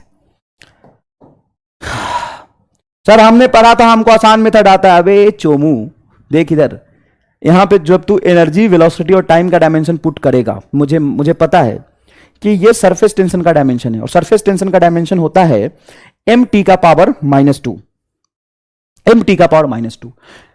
एनर्जी वेलोसिटी और टाइम तीनों का डायमेंशन पुट करेगा। अगर ये mt का पावर -2 आ गया तो सही हो जाएगा, नहीं तो गलत। मान ले नहीं आया तो ये गलत। फिर दूसरा ऑप्शन चेक करेगा, फिर क्या करेगा? दूसरा ऑप्शन चेक करेगा, ये भी नहीं आया तो फिर तीसरा करेगा, फिर चौथा करेगा। अखंड मजदूरी यार, उससे अच्छा तो यही कर ले। काहे का बेटर मेथड है? तो सर आप क्या बता दोगे? मैं बताऊंगा एमआर स्टार क्या कहता है। एमआर स्टार क्या कहता है? एमआर स्टार, एमआर स्टार कहता है कि आओ, सबसे पहले तो आप जाओ कि आपको चाहिए क्या। तो हमें चाहिए सरफेस टेंशन, जो कि है mt का पावर -2। ठीक है, हमें चाहिए सरफेस टेंशन mt का पावर -2। किसके टर्म्स में चाहिए? एनर्जी वेलोसिटी और टाइम के टर्म्स में। बेटा अब ये जो एमआर स्टार है ना, सबके समझ नहीं आएगा, लेकिन थोड़ा सा दिमाग पे जोर दोगे, जो है ही नहीं, थोड़ा सा दिमाग पे जोर दोगे तो ऐसा चमकेगा ना कि आगे आने वाले सवाल में ना तो तुम्हें मजदूरी करना होगा। सवाल दिखाऊं? सवाल मैं तुम्हें दिखा देता हूं, पहले सवाल दिखा देता हूं तुम्हें। यह सवाल देख, यह सवाल है नीट 2016 का, और एमआर स्टार से तू सवाल देखेगा और कहेगा कि सर ये वाला आंसर है और ये सही हो जाएगा। इस लेवल पे मैं सिखा दूंगा तुम्हें, मैं सच बता रहा हूं। इस क्वेश्चन का सॉल्यूशन चाहे तू कहीं से जाके देख ले, कुछ भी कर ले, एक पेज का सॉल्यूशन मिलने वाला है। नीट 2016 का सवाल है ये, एक पेज का सॉल्यूशन मिलेगा, तो जहां मर्जी वहां से कर ले, बड़े भैया से, पिताजी से, माताजी से, पड़ोसी से, इंजीनियरिंग वाले स्टूडेंट से, या किसी मास्टर से करा ले, एक पेज का सॉल्यूशन मिलेगा तुम्हें। समझ में आया कि नहीं है? लेकिन मैं जो सिखा रहा हूं उसको सीखने के लिए थोड़ा सा तुम्हें बुद्धि लगाना पड़ेगा। अब ध्यान से सुनना, मैं क्या सिखा रहा हूं, क्या सिखा रहा हूं, ध्यान से सुनना। तुम्हें चाहिए क्या? सर मुझे चाहिए surface tension. Okay, surface tension में अगर आएगा क्या? सरफेस टेंशन का डायमेंशन mt का पावर -2, तो इधर जो डायमेंशन आएगा वो mt का पावर -2 आएगा। लेकिन mt का पावर -2, एनर्जी वेलोसिटी और टाइम, इन तीनों को इस तरीके से अरेंज करो। एनर्जी वेलोसिटी और टाइम, देखो अरेंजमेंट ही तो है। ई v का पावर -2, t का पावर -2 का मतलब क्या है? E बटा v² बटा t²। मतलब एनर्जी वेलोसिटी और टाइम को इस तरीके से अरेंज करो कि तुम्हें वहां पे डायमेंशन, पहले समझने में थोड़ा टाइम लगेगा लेकिन उसके बाद बहुत आसान हो जाएगा। इस तरीके से अरेंज करो, एनर्जी, वेलोसिटी और टाइम कि उसको अरेंज करने के बाद ऊपर में बचे एक मास, लेंथ कट जाए और टाइम का पावर -2 हो जाए। टाइम का पावर क्या हो जाए? -2 हो जाए। अब सुनो ध्यान से, ऐसा करने के लिए जब तुम यहां पे जाओगे तो सरफेस टेंशन में बेटा एक मास का पावर 1 है, और जब तुम जानते हो वेलोसिटी में और टाइम में तो मास होता ही नहीं। वेलोसिटी के टर्म्स में जब सरफेस टेंशन लिखोगे तो वेलोसिटी में तो मास है ही नहीं, हाँ नहीं है। टाइम में भी मास नहीं है, नहीं है। तो वही ऑप्शन सही होगा जिसमें एनर्जी सामने आएगा, क्योंकि एनर्जी में होता है डायमेंशन ml2 t का पावर -2। अब सरफेस टेंशन में एक मास है, तो सरफेस टेंशन के डायमेंशनल फॉर्मूला में एनर्जी सामने आना चाहिए, उसका पावर 1 ही होना चाहिए, तभी एक मास वहां पे निकल के आएगा, तभी वहां पे एक मास निकल के आएगा। ध्यान से सुनिएगा, आराम से, सब क्वेश्चन करा दूंगा मैं ऐसे ही। मतलब यह होगा कि सरफेस टेंशन के फॉर्मूले में सामने तो E दिखना चाहिए, सरफेस टेंशन के फॉर्मूले में सामने E दिखना चाहिए। यहां पे देखो E का पावर -2 है, मतलब ये गलत हो गया सर। ऐसे तो C भी सही हो जाएगा, B भी सही हो जाएगा और D भी सही हो जाएगा, हां, क्योंकि तीनों फॉर्मूले में देखो E का पावर 1, E का पावर 1 और E का पावर 1 है। दूसरी बात सर, जैसे मैं E का पावर 1 रखूंगा तो एक तो मास आ गया, लेकिन लेंथ का स्क्वायर भी तो आ जाएगा एनर्जी लिखने से, हां, लेकिन सरफेस टेंशन में देखो कहीं लेंथ नहीं है। अब टाइम के पास तो लेंथ होता नहीं, वेलोसिटी का डायमेंशन होता है LT का पावर -1, हां होता है सर। वेलोसिटी का डायमेंशन क्या होता है? LT का पावर -1। तो एनर्जी तभी कटेगा जब मैं वेलोसिटी का स्क्वायर लिखूंगा, क्योंकि वेलोसिटी का स्क्वायर होगा LT का पावर -1। अब देखो ध्यान से, यहां पे एनर्जी बटा वेलोसिटी स्क्वायर आएगा तो L स्क्वायर से L स्क्वायर कट गया, T का पावर -2 से T का पावर -2 कट गया, तो E बटा V स्क्वायर को जब मैं लिखूंगा तो सिंपल मास आ जाएगा। लेकिन हमें यहां पे चाहिए T का पावर -2, तो नीचे टाइम के स्क्वायर से डिवाइड करना पड़ेगा, तभी तो एक टाइम आएगा, तो नीचे हो जाएगा T स्क्वायर। तो सरफेस टेंशन आ गया देखो E बटा V स्क्वायर बटा T स्क्वायर, ये आंसर आ गया। ये भी गलत है, क्योंकि यहां पे T का पावर -1 है, यहां पे सिंपल V से डिवाइड किया, देखो V का पावर -1 है, तो ये भी गलत हो गया, ये भी गलत हो गया और ये सही हो गया। मुझे पता है बहुत सारे बच्चों को ये वाली बात आपको समझ नहीं आया होगा, तो थोड़ा सा इंतजार करोगे तो मोक्ष मिलेगा। थोड़ा सा इंतजार करो, थोड़ा सा इंतजार करो तो मोक्ष मिलेगा बेटा, चिंता मत करो, है ना। एक दो सवाल और करते हैं। अरे तो सवाल रिपीट हो गया, ये सेम सवाल रिपीट होगा, कोई दिक्कत नहीं है। अब ये क्वेश्चन देखो बेटा, अब ये क्वेश्चन देखो, energy, velocity and force be taken as a fundamental physical quantity, then what are the dimension of mass? What are the dimension of mass? Clear है बेटा?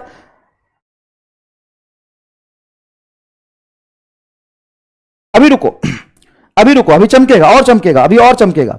रिपीट प्लीज नहीं, आगे हम कराएंगे और सवाल, और उसी तरह के सवाल कराएंगे तो धीरे धीरे आपको समझ में आएगा, चिंता करने की जरूरत नहीं है। बाकी जिनको नहीं आ रहा समझ, उसके लिए मैंने मजदूरी कर दिया है, तुम्हारे किस्मत में लिखा है मजदूरी, तो तुम मजदूरी करोगे। अभी आगे देखो, और मैंने एकदम डिटेल में सॉल्व कर दिया है। अब मेरी बात सुनना है यहां पे ध्यान से। इफ एनर्जी, पहला फिजिकल क्वांटिटी बताओ क्या है? एनर्जी, दूसरा वेलोसिटी एंड तीसरा force are taken as fundamental physical quantity, then what are the dimension of mass? तो सबसे पहले हम करेंगे मजदूरी, सबसे पहले हम करेंगे मजदूरी। क्या करेंगे? मास। मास का डायमेंशन किसके टर्म्स में चाहिए? Energy, velocity and force. तो हम लिखेंगे एनर्जी का पावर A, वेलोसिटी का पावर B एंड फोर्स का पावर C। ये लिखेंगे। क्या स्टैंडर्ड तरीका यही है? स्टैंडर्ड तरीका यही है लिखने का? यस, स्टैंडर्ड तरीका यही है। चलो, स्टैंडर्ड तरीका लिखने का यही है। अब हम लिखेंगे यहां पे m है तो सिंपल मास का पावर 1, लेंथ का पावर 0, लेंथ का पावर 0 और यहां पे टाइम का power 0 is equal to ml2 t का पावर -2 का पावर a। अभी रुक जाओ बेटा, पहले मजदूरी पूरा कर लेने दो, क्योंकि यही बेसिक मेथड है। lt का पावर -1 का पावर b एंड फोर्स हो जाएगा mlt का पावर -2 का पावर c।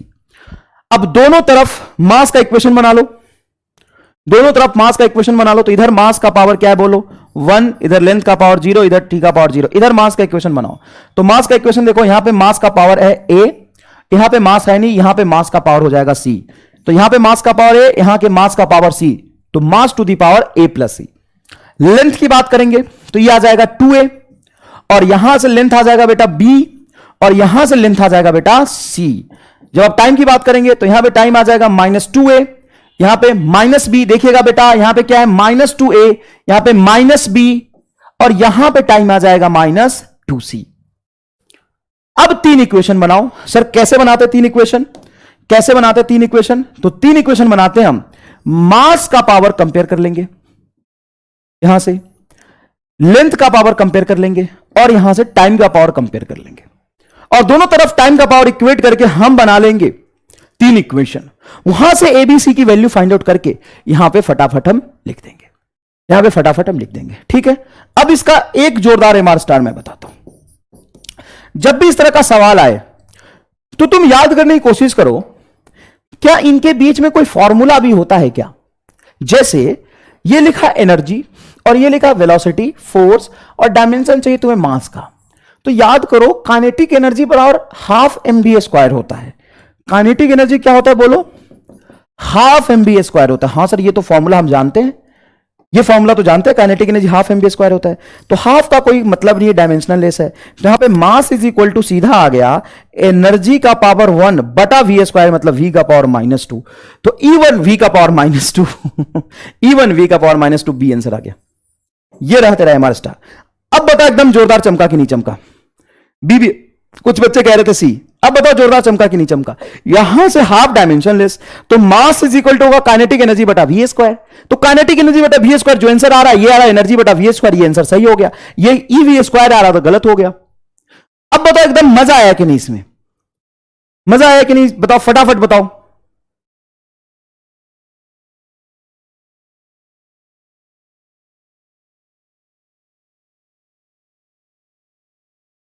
चमका कि नहीं चमका बताओ? हम ऐसे लिख सकते हैं कि नहीं लिख सकते बताओ? बिल्कुल लिख सकते हैं, कोई दिक्कत नहीं है। मजा आ गया, मजा आ गया, मजा आ गया। Done done done done done done done done done done done. अभी तो और मजा आएगा। और ऐसे सवाल आते हैं, बस यहां पे चीज क्या है, तो अपने प्रेजेंस ऑफ माइंड का यूज करना है। अपने प्रेजेंस ऑफ माइंड का यूज करना है बेटा। क्या करना है? अपने प्रेजेंस ऑफ माइंड का यूज करना है। तो अभी मैं एक ही चीज कोई नहीं सिखा दूंगा। एमआर स्टार क्या? एक सोच है, एक बेसिक सोच है। अब वो सोच धीरे धीरे धीरे धीरे आप में अंदर आएगा। अब पेशेंस लूज मत करना। क्यों? क्योंकि अभी आप एकदम चूजे हो, मतलब छोटा बच्चा, एक बच्चा का सबसे जो छोटा फॉर्म होता है चूजा बोलते हैं उसको, चूजे हो। धीरे धीरे कंसेप्ट सीखोगे बेटा, और मैं तुम्हें आग बना दूंगा। आग अगर 2 साल पढ़ा दिया तो आग हो जाएगा। आग आग उगलेगा तू फिजिक्स में, चिंता मत कर। समय लगता है ना। ऐसे तू सोच, अगर तू 8th क्लास में था, आज से पहले सोच, अभी तू अपने मेंटल स्टेबल को जज कर ले कि तेरा मेंटल स्टेबल क्या है, तू कैसे कैलकुलेशन करता है, कैसे सोचता है। और याद कर आज से 2 साल पहले जो 8th क्लास में था तू, और कैसा था। ईमानदारी से बता, जब तू 8th क्लास में था तू कैसा था? 8th क्लास में कैसा था? एकदम कल्लू टाइप, एकदम रामलाल टाइप था, एकदम एकदम बकलोल था या नहीं था? बता। 2 साल पहले जब तू 8th क्लास में था तो तुम्हारा मेंटल स्टेट क्या था? सर मत याद दिलाओ, एकदम बेवकूफ टाइप था मैं। हाँ, तो आज भी तू बेवकूफ है, और धीरे धीरे समय के साथ इसमें थोड़ा सा ग्रोथ आएगा। जैसे 8th क्लास से जब आप 10th क्लास में आए 2 साल में, तो आपने चीजें सीखी, आपका ग्रोथ हुआ, आप प्रोग्रेसिव फंक्शन है। तो यहां भी 2 साल में आप चीजें सीखेंगे, है ना। आप 2 साल में चीजें क्या करेंगे? सीखेंगे आप, चिंता मत करिए। आगे देखिए, आगे देखिए। अब ये नीट 2016 का सवाल है। आओ, ये नीट 2016 का सवाल है। सबसे पहले आप जल्दीबाजी ना करिए, क्योंकि मैं जो आपको समझाऊंगा ना, वो समझने से पहले तो छोड़, बाद में भी तुम्हें यह सोच कहीं नहीं मिलेगा। तो जल्दीबाजी मत करे। पहले मैं एकदम बेसिक तरीके से कराता हूं, जैसे तुम्हें हर जगह मिल सकता है। ठीक है ना? चल देखिए। Planck constant h, speed of light in vacuum c and Newton gravitational constant capital G are the 3 fundamental constant. Are the 3 fundamental constant बोल रहा हूं। फंडामेंटल मतलब फंडामेंटल। ये फंडामेंटल है क्या? ये फंडामेंटल है क्या? नहीं, यहां पे माना है इन तीनों को fundamental. Beach of the following combination of this has the dimension of length. तो इन तीनों का कौन सा कॉम्बिनेशन लेंथ के डायमेंशन को रिप्रेजेंट करेगा? दूसरे लैंग्वेज में कहूं तो यह कहना चाह रहा कि लेंथ का डायमेंशन, किसका डायमेंशन बेटा? लेंथ का डायमेंशन प्लैंक कांस्टेंट h का पावर a, c का पावर b और ग्रेविटेशनल कांस्टेंट g का पावर c। या मैं इसको ऐसे भी लिख सकता हूं, h का पावर x, c का power y and gravitational constant g का पावर z। इन तीनों के टर्म्स में हमें लेंथ का डायमेंशन चाहिए, हमें लेंथ का डायमेंशन चाहिए। ठीक है बेटा? अब ध्यान से सुनना। सबसे पहले एकदम बेसिक मेथड से हम जाते हैं। प्लीज अभी आप 11th क्लास में थोड़ा सा मजदूरी करना जरूरी है, ये भी मेथड जरूरी है। उसके बाद तो मैं तुम्हें जोरदार बता दूंगा, चिंता करने की जरूरत नहीं। ठीक है बेटा, अब ध्यान से सुनना, ध्यान से सुनना। प्लैंक कांस्टेंट का डायमेंशन क्या होता है? प्लैंक कांस्टेंट का डायमेंशन होता है E is equal to HF से निकालेंगे प्लैंक्स कांस्टेंट। ऐसे सवाल सिर्फ नीट्स में आएंगे, नीट के एग्जाम में आएंगे इस तरह के सवाल, और वहां पे आप प्लैंक कांस्टेंट से परिचित होंगे। आपको डायमेंशन निकालना पड़ेगा E बराबर HF, तो H बराबर होगा ml2, T का पावर हो जाएगा -1।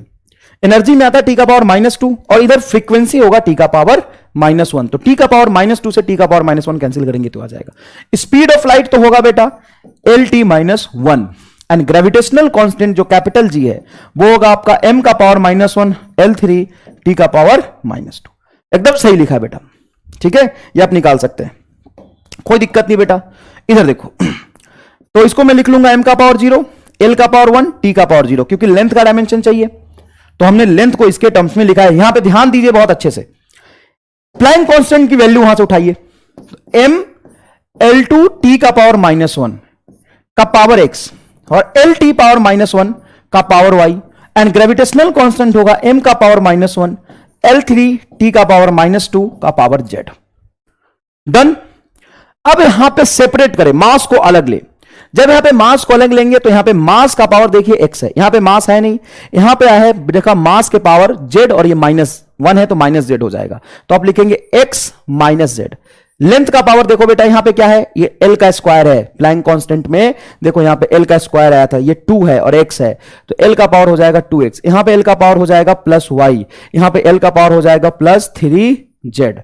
और टाइम जब निकालेंगे तो यहां से आएगा -x, यहां से आएगा बेटा -y, यहां से आएगा -2 इंटू z।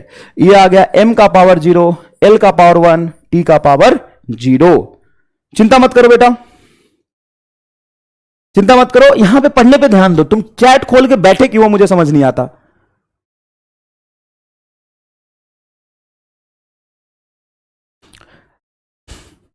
बेटा ध्यान से, आप चैट खोल के बैठे क्यों? जब मैं पूछूंगा तब मैं देख रहा हूं ना, मैं कर लूंगा, एक्शन ले लूंगा, आप चिंता मत करिए, मैं देख रहा हूं वो, आप चिंता मत करिए। आप पहला प्रायोरिटी है सीखना।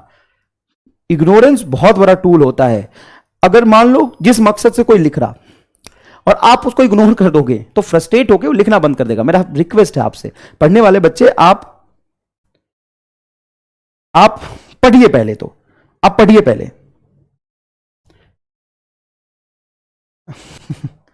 कोई बात नहीं बेटा, तुम पढ़ने पे ध्यान दो यार, मैं बहुत एनर्जी से सिखा रहा हूं। बंद करिए सब, पढ़ जल्दी से। मैं समझाने की कोशिश कर रहा हूं, बस बुद्धि है मेरे में, मैं देख रहा हूं, कर लूंगा ना यार, मैं पढ़ा रहा हूं, वो सीख पहले। नहीं चमका, कैसे चमकेगा? जब तू पढ़ेगा नहीं तो चमकेगा कैसे? और चमकना क्या है इसमें लिखा है, यहां पे ये डायमेंशन प्लैंक कांस्टेंट का फॉर्मूला बताया है, डायमेंशन मैंने निकाला है और उसको यहां पे पुट किया है। ये क्या चमकेगा? ये मैथ है, कलम लिखेगा तब चमकेगा, देख के नहीं चमकेगा, ये सॉल्व करेगा तो चमकेगा।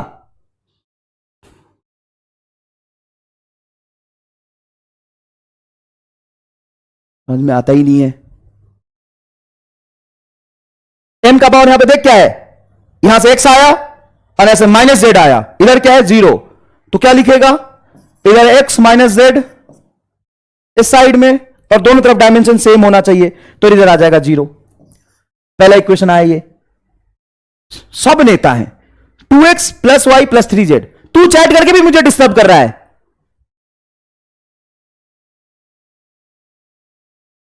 चल इधर देख, इधर क्या होगा, 2x + y + 3z। इग्नोर करो, 2x + y + 3z। और ये सब बात यूट्यूब पे मत डालना है कि सर गुस्सा हो गए। अरे भाई, सर जो इतना जोरदार पढ़ाते हो वो तो तुम नहीं डालते हो, और सर गुस्सा हो गए वो डाल देते हो। एकदम निहायती किस्म के घटिया हो गया यार तुम लोग। सर गुस्सा हो गए, ये वीडियो मैंने देखा 2-4 दिन पहले कि सर गुस्सा हो गए। वाह यार, गुस्सा हो गए तो निगेटिव इमेज बनाने के लिए तुमने वो डाल दिया, और जो इतना जोरदार पढ़ाया, इतना अच्छे समझाया, उसके बारे में तो कोई नहीं बोला कुछ भी। मतलब गजब डिवल फेस हो यार।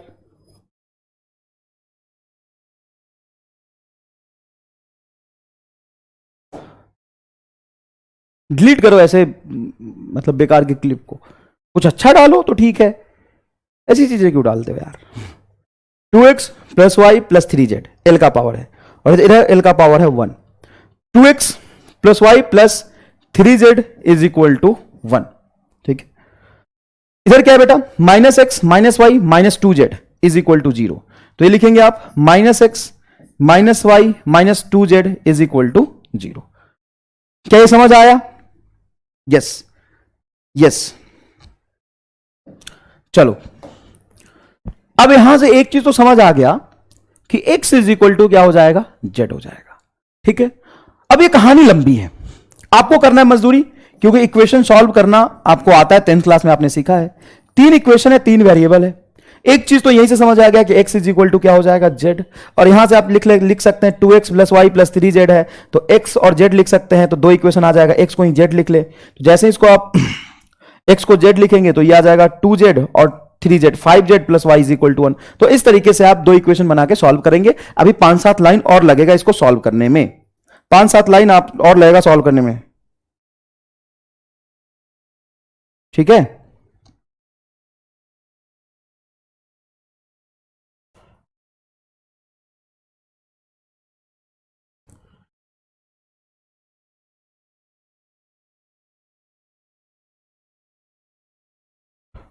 ठीक है। तो ये था मजदूरी पूरी की पूरी। ये क्या था, मजदूरी, पूरा मजदूरी था। कैसे किया, तो ये बेटा आपको करना पड़ेगा। स्कूल में अगर सवाल आ गया तो करना पड़ेगा, और स्कूल में इतने सवाल मुश्किल नहीं आते यार। पहले तो ये डायमेंशन आपको पता होना चाहिए, किसका, एनर्जी का, सी का और जी का, है ना। और ये सवाल नीट में ही आते हैं, और वो तब आते हैं जब आप 11th-12th पूरा पढ़ चुके होते, तो ये निकालना आता है।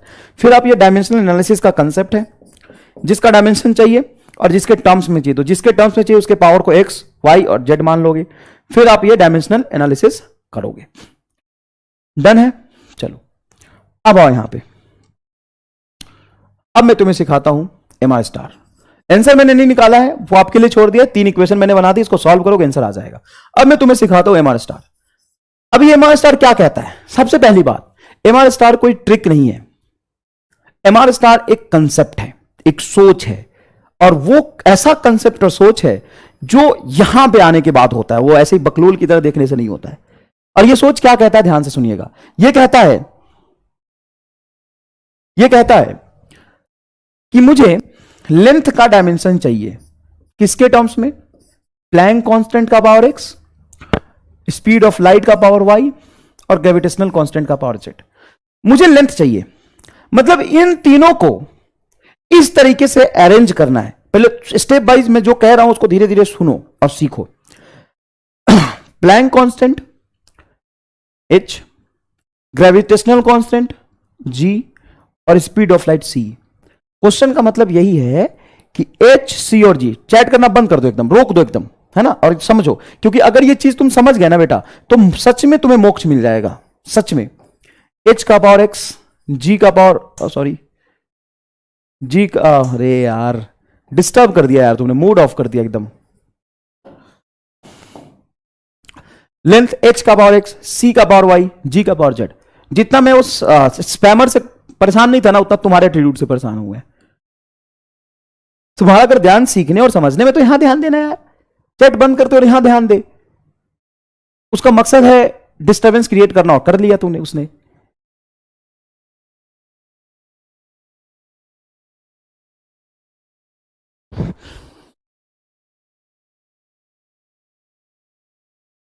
चल देंगे यहां पे ध्यान से। क्वेश्चन का पहले मतलब समझ। वो कहना चाह रहा कि मुझे लेंथ का डायमेंशन निकालना है, किसके टर्म्स में, h, c और g के टर्म्स में। h, c और g के टर्म्स में, मतलब h, c और g का डायमेंशन इस तरीके से प्लेस करना है, इस तरीके से अरेंज करना है कि लेंथ बन जाए। लेंथ बन जाए मतलब मास कट जाए, कैंसिल हो जाए। हाँ सर, मास कैंसिल हो जाना चाहिए। अच्छा, टाइम वो भी कैंसिल हो जाना चाहिए, मास भी कैंसिल हो जाना चाहिए, टाइम भी कैंसिल होना चाहिए। मतलब ये L का पावर 1 चाहिए, मतलब मुझे मास 0 चाहिए, लेंथ 1 चाहिए और टाइम 0 चाहिए। यही तो कहना चाह रहा। हाँ सर, यही कहना चाह रहा। मतलब मुझे मास नहीं चाहिए। हाँ, मास नहीं चाहिए। तो जो चाहिए उसके बारे में मत सोचो, जो असल में तुम्हें नहीं चाहिए उसके बारे में सोचो, और उसको काटने के बारे में सोचो। अब ध्यान से देखो, यहां पे प्लैंक कांस्टेंट में आता है m का पावर 1, और ग्रेविटेशनल कांस्टेंट में आता है m का पावर -1। प्लैंक कांस्टेंट में क्या आता है? प्लैंक कांस्टेंट में क्या आता है? देखो ध्यान से, प्लैंक कांस्टेंट में क्या आता है? m का पावर 1। एंड ग्रेविटेशनल कांस्टेंट में क्या आता है? m का पावर -1। वो तो 2 सेकंड में लिखोगे तो तुम्हें समझ आ जाएगा, क्योंकि E बराबर hf है, तो h के फॉर्मूले में यहां पे आ जाएगा मास का पावर 1, और ग्रेविटेशनल कांस्टेंट में आता है मास का पावर -1, और C में कोई मास है नहीं। तो मैं अगर मास को काटने की सोचूं, कैंसिल करने की सोचूं, तो G में -1, C के बारे में सोचूंगा नहीं, क्योंकि C में मास है ही नहीं, और H में है मास का पावर 1। तो H और G को अगर मैं डिवाइड करूं या मल्टीप्लाई करूं, किससे मास कैंसिल हो जाएगा? क्योंकि मुझे लेंथ चाहिए, मतलब L का पावर 1 चाहिए, मास नहीं चाहिए। तो मैं H और G को मल्टीप्लाई करूं या डिवाइड करूं कि मास कट जाए? सोचिए काम, नहीं तो तुम्हें ये 1.5 पेज कैलकुलेशन करना पड़ेगा, और जब तुम कैलकुलेशन करोगे तो यहां पे गलती होने के चांसेस बहुत होते हैं। अगर कहीं पे भी तुमने प्लस माइनस की गलती करी तो सारा मेहनत खराब। समझ में आया कि नहीं है? तो बेटा थोड़ा बुद्धि लगाते हैं, कोई खास बात नहीं है। इस तरीके से सॉल्व करने के लिए भी मुझे ये 3 चीज चाहिए होगा, इस तरीके से सॉल्व करने के लिए भी मुझे ये 3 चीज चाहिए होगा। मेरा कहना बस इतना है कि मुझे लेंथ चाहिए, मतलब मुझे मास नहीं चाहिए, तो मास को कैंसिल करना है। और मास कैंसिल होगा कैसे? तो सी में तो मास वैसे भी नहीं है, तो टेंशन नहीं लेना, और ई और जी में मास है, सॉरी एच और जी में मास है, तो कैसे कटेगा वो बताओ? मल्टीप्लाई या डिवाइड? मल्टीप्लाई या डिवाइड? मल्टीप्लाई या डिवाइड? मल्टीप्लाई या divide? Yes yes yes yes. अगर मैं 70-80% बच्चों को सिखा पाया ना, तो मेरे लिए सबसे मोक्ष बड़ा खुशी होगा। और तुम में से सबका जवाब सही है, मल्टीप्लाई। क्यों? क्योंकि यहां पे मास का पावर 1 है, यहां पे मास का पावर -1 है, तो हमें करना है मल्टीप्लाई। जिस ऑप्शन में मल्टीप्लाई है वो सही होगा, जिस ऑप्शन में मल्टीप्लाई नहीं है वो गलत हो जाएगा। फटाफट देखो, यहां पे जी और एच डिवाइड है, गलत हो गया। यहां पे एच और जी डिवाइड है, गलत हो गया। अब बताओ मोक्ष मिला कि नहीं? देखते ही इतना सोचना, मैंने कुछ लिखा कहां अभी तक? अब तू ये फील कर बेटा, ये फील कर कि मैंने कहीं कलम चलाया क्या। मेरे लिए ये जो चीज याद होना चाहिए, तो पहले भी इसके लिए भी लिखा था, और मैंने यही तो लिखा है। ये क्या नया तो नहीं लिखा, ये तो पहले से भी लिखा हुआ था। ये तो बस यहां है, यहां है कि मुझे लेंथ चाहिए, मतलब मास नहीं चाहिए। और मास कैसे कटेगा? इन दोनों को मल्टीप्लाई करके कटेगा। बताओ मजा आया कि नहीं आया? Multiply multiply multiply multiply. और देखो, इसमें और इसमें मल्टीप्लाई है। एच जी तो सही हो सकता है, एच जी तो सही हो सकता है, ये गलत हो गया। और इसके लिए तुम्हें कोई मेहनत नहीं करना पड़ा, सिर्फ तुम्हारी एमआर स्टार की नजर है। क्या है वो? एमआर स्टार की नजर है, जो देख के ये बता देगा कि ये दोनों ऑप्शन गलत है। बेटा अभी तुम सीख रहे हो, ये सीख गए ना तो बहुत बड़ी जीत है तुम्हारे लिए। तुम ये मास्टर बनने की मत सोचो। ऐसा नहीं कि अगले साल तू ही आ जाना कि मैं सीख गया, मैं एमआर स्टार सिखाऊंगा, फिर मेरी नौकरी पे क्यों लात मार रहा है? अभी तू बच्चा है, धीरे धीरे सीख, धीरे धीरे सीख। Yes yes. क्या तुम्हें देख के समझ आ गया? क्या हां या ना में जवाब दो। क्या तुम्हें देख के समझ आ गया कि ये दोनों गलत है? यस सर, समझ आ गया, देख के ही समझ आ गया। तो चलो अब आओ, अब आओ। देख के समझ आ गया मतलब तूने क्या बोला कि एच और जी को मल्टीप्लाई करना पड़ेगा। कर देते हैं। देखो H G multiply, H G multiply है। अब थोड़ा हम कॉम्पिटेटिव अप्रोच यूज करेंगे कि सर दोनों ऑप्शन में रूट है, तो हम रूट लगा लेते हैं। तो एच और जी में दोनों में रूट लगा लिया। अब थोड़ा सा जो चाहिए उसके बारे में भी सोच लेते हैं। हमें क्या चाहिए था? लेंथ। तो एच जी को मल्टीप्लाई करके अगर मैंने रूट लगाया तो कितना लेंथ आता है देखते हैं। एच में कितना लेंथ है बताओ? देखो बेटा, एच में 2 लेंथ है और जी में 3 लेंथ है, तो 3 और 2 कितने हो गए सर? 5। बेटा बहुत कूल होके सोचो कि मैंने जी और एच को इसलिए मल्टीप्लाई किया है, पूरा का पूरा जी एच लेके इसलिए मल्टीप्लाई किया है कि जी और एच को मल्टीप्लाई करने से मास कैंसिल हो गया। ठीक है सर, और ये प्रैक्टिस करोगे तो चीजें सीखोगे। ऐसा नहीं है कि इतना मुश्किल है ये सोचना। चलो कैंसिल कर दिया। अब मुझे बताओ एच के डायमेंशन में मास लेंथ कितना है? 2, और जी में लेंथ कितना है? 3। तो लेंथ का पावर आएगा 3 और 2 5, और रूट लगाया मतलब 5/2। लेकिन इस तरफ तो मुझे एक ही लेंथ चाहिए, और एच और जी को मल्टीप्लाई करके रूट लगाने से 5/2 लेंथ आ रहा, और मुझे चाहिए सिर्फ एक। मल्टीप्लाई करके रूट लगाने से कितने लेंथ आ रहा? 5/2, लेकिन मुझे चाहिए एक। तो अब हम यूज करेंगे अकेला जो सी का यूज करना बच गया था। सी में कितने लेंथ है? 1 लेंथ है। अगर मैं मल्टीप्लाई कर दूंगा तो लेंथ को और बढ़ाएगा, मतलब पक्की बात है हमें सी से डिवाइड करना है। और कितने सी से डिवाइड करूं? क्योंकि सी में 1 लेंथ है। अगर मैं सी का पावर 3/2 रख देता हूं सी का पावर 3/2। अगर मैं सी का पावर 5/2 रखूंगा तो सी में एक लेंथ है, ये 5/2 आ जाएगा, तो सी का पावर 3/2 रखूंगा। सी का पावर जैसे ही मैं 3/2 रखता हूं तो ये लेंथ का पावर 3/2 लेके आएगा, यहां से लेंथ से ये लेंथ कटेगा तो लेंथ का पावर 1 बचेगा, क्योंकि 5/2 में से 3/2, 5/2 माइनस 3/2 करोगे तो एल का पावर 1 आ जाएगा। एल का पावर 1 आ गया, एल का पावर 1 चाहिए था, मतलब रूट एच जी बटा सी का पावर 3/2, रूट एच जी बटा सी का पावर 3/2। 4 सवाल ऐसे करोगे ना तो तुम देख के आंसर निकालना सीख जाओगे। ये है एमआर स्टार का कैलकुलेशन, बस इतना सा। और समय इसलिए लगा कि मैं अभी सिखा रहा हूं, अगर तुम सीख जाओगे ना तो मजा आ जाएगा। तुम्हें यह पूरा 1.5 पेज का कैलकुलेशन करने की जरूरत नहीं पड़ेगी। बताओ मोक्ष मिला कि नहीं? 1.5 पेज की कैलकुलेशन, ये सब यहां पे इक्वेशन बनाना, ये सब करने की जरूरत ही नहीं पड़ेगी। ये रहा सीधा आंसर, ये रहा आंसर, देखो ये कैलकुलेशन है। इसमें ये तुम जानते थे पहले से, तुमने ही बताया, अब मैंने ये एक्स्ट्रा बताया, एक लाइन और सीधा आंसर आ गया। ये c is equal to 5/2 cancel हो जाएगा, ये आंसर सही हो जाएगा। क्लियर है क्या? चमका कि नहीं चमका? बताओ चमका कि नहीं चमका? चमका ये बात। और सुनो, धीरे धीरे सीखोगे, हिम्मत मत हारो, धीरे धीरे सीखोगे। ये है एआईपीएमटी 2014। अब बताओ तुम्हें क्या चाहिए, मजदूरी चाहिए कि हमारे स्टार चाहिए? बताओ क्या चाहिए, हमारे स्टार चाहिए कि मजदूरी चाहिए? तो अगर मजदूरी करना है तो प्रैक्टिस की बात है, कंसेप्ट मैंने सिखा दिया है, आप मजदूरी घर पे करिए, ठीक है। अब देखिए हमारा स्टार एआईपीएमटी 2014 का सवाल है, 14 का सवाल है। देखिए, if dimension of critical velocity VC, critical velocity हो या टर्मिनल वेलोसिटी हो या ऑर्बिटल वेलोसिटी हो या एवरेज वेलोसिटी हो, वेलोसिटी तो वेलोसिटी होता है, ठीक है, of a liquid flowing through a tube are expressed as eta का power x, no issue, rho का पावर वाई एंड आर का power z, where n, rho and are the coefficient of viscosity of a liquid, density of a liquid and radius of tube represented, then the value of x, y and z। ये बेटा coefficient of viscosity है। क्या है बेटा? Coefficient of viscosity कौन है? Eta. F is equal to 6 pi eta R V. ये क्या लिख दिया आपने? ये मैंने कोफिशिएंट ऑफ विस्कोसिटी का फॉर्मूला बताया है। क्या बताया है? कोफिशिएंट ऑफ विस्कोसिटी का फॉर्मूला बताया। 2 मिनट शांति से बैठ जाना, एकदम जोरदार चीज बताऊंगा। ये आपको पता चल जाएगा 11th पढ़ते पढ़ते, और ये सवाल नीट जैसे एग्जाम में या टेस्ट सीरीज में पूछा जाएगा जब आप 11th 12th पढ़ चुके होंगे। 6 पाई बेटा कांस्टेंट है, इसका कोई मतलब नहीं है, तो कोफिशिएंट ऑफ विस्कोसिटी आ जाएगा फोर्स बटा आरबी। क्या आ जाएगा बेटो? बोलो फोर्स बटा आरबी। तो यहां से जब तुम डायमेंशन निकालोगे तो फोर्स का डायमेंशन आ गया MLT-2, और ये बेटा रेडियस हो गया L एंड वेलोसिटी होगा LT का पावर -1। लेंथ से लेंथ को कैंसिल करोगे, लेंथ से लेंथ कैंसिल होगा तो ये आ जाएगा MT का पावर -1। ये कोएफिशिएंट ऑफ विस्कोसिटी हो गया, sorry I am sorry, M1, और यहां से एक L से L कटेगा, एक L बचेगा, तो L का पावर -1 और T का पावर -1। ये आएगा डायमेंशन कोएफिशिएंट ऑफ विस्कोसिटी का। तो हमें पता चल गया कोएफिशिएंट ऑफ विस्कोसिटी का डायमेंशन ये है।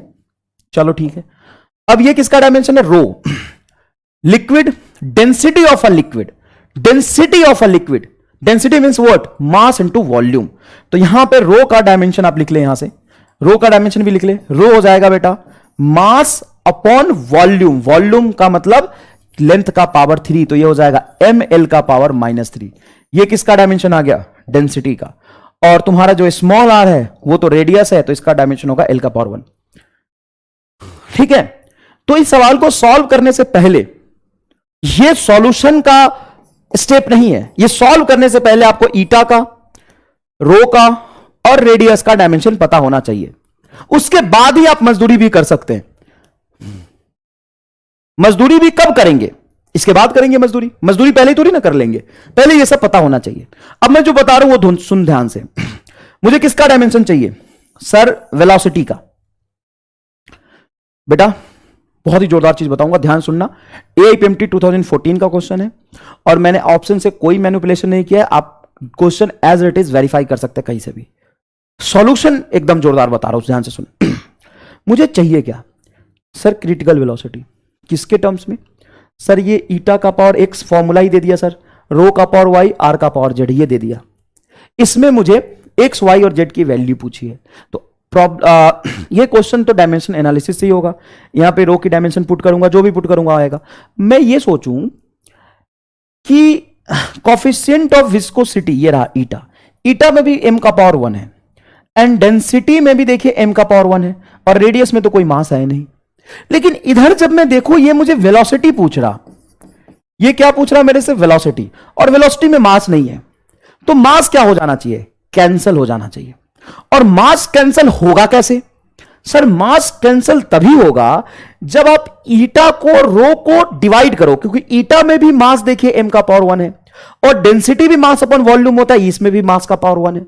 जब तक आप इसको डिवाइड नहीं करोगे तो कैंसिल नहीं होगा।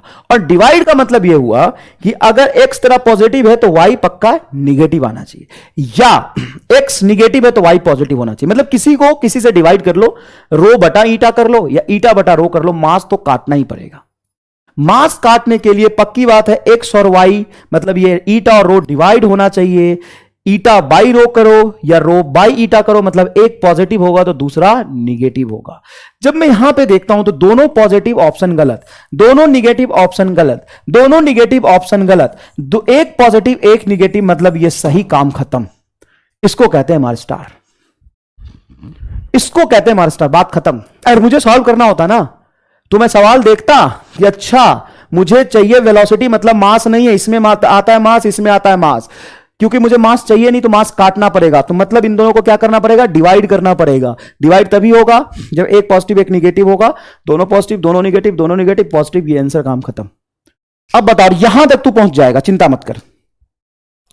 कितने लोगों को एकदम जोरदार मजा आ गया बताओ, एकदम जोरदार कितने लोगों को मजा आ गया बताओ, कितने लोगों को एकदम जोरदार मजा आ गया बताओ, कितने लोगों को जोरदार मजा आ गया, कितने लोगों को चमका। क्योंकि अब ये सवाल तुम एक्चुअल डायमेंशन एनालिसिस से करोगे ना तो ये पेज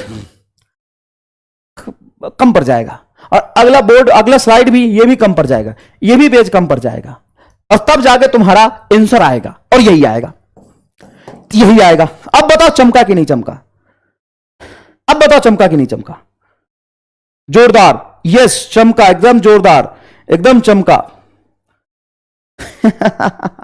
तो बेटा चीजों को सीखने में थोड़ा समय लगता है। क्या किया एक बार और समझाता हूं मैं, क्या किया एक बार और समझाता हूं। और ये AIPMT 2014 का क्वेश्चन है बेटा, आग लगा दी, एकदम गर्दा उड़ा दिया, आग लगा दी। ओ बता, अब तू कहता है सर वहां जाकर एडमिशन ले लेगा, ले ले जा। सर ये कर ले क्या, वो कर ले क्या, कर ले। हां, चमका चमका चमका चमका। I don't express my feeling, अरे I can't express my feeling होता है बे। पावर ऑफ MR स्टार, बहुत हार्ड सर, चमका।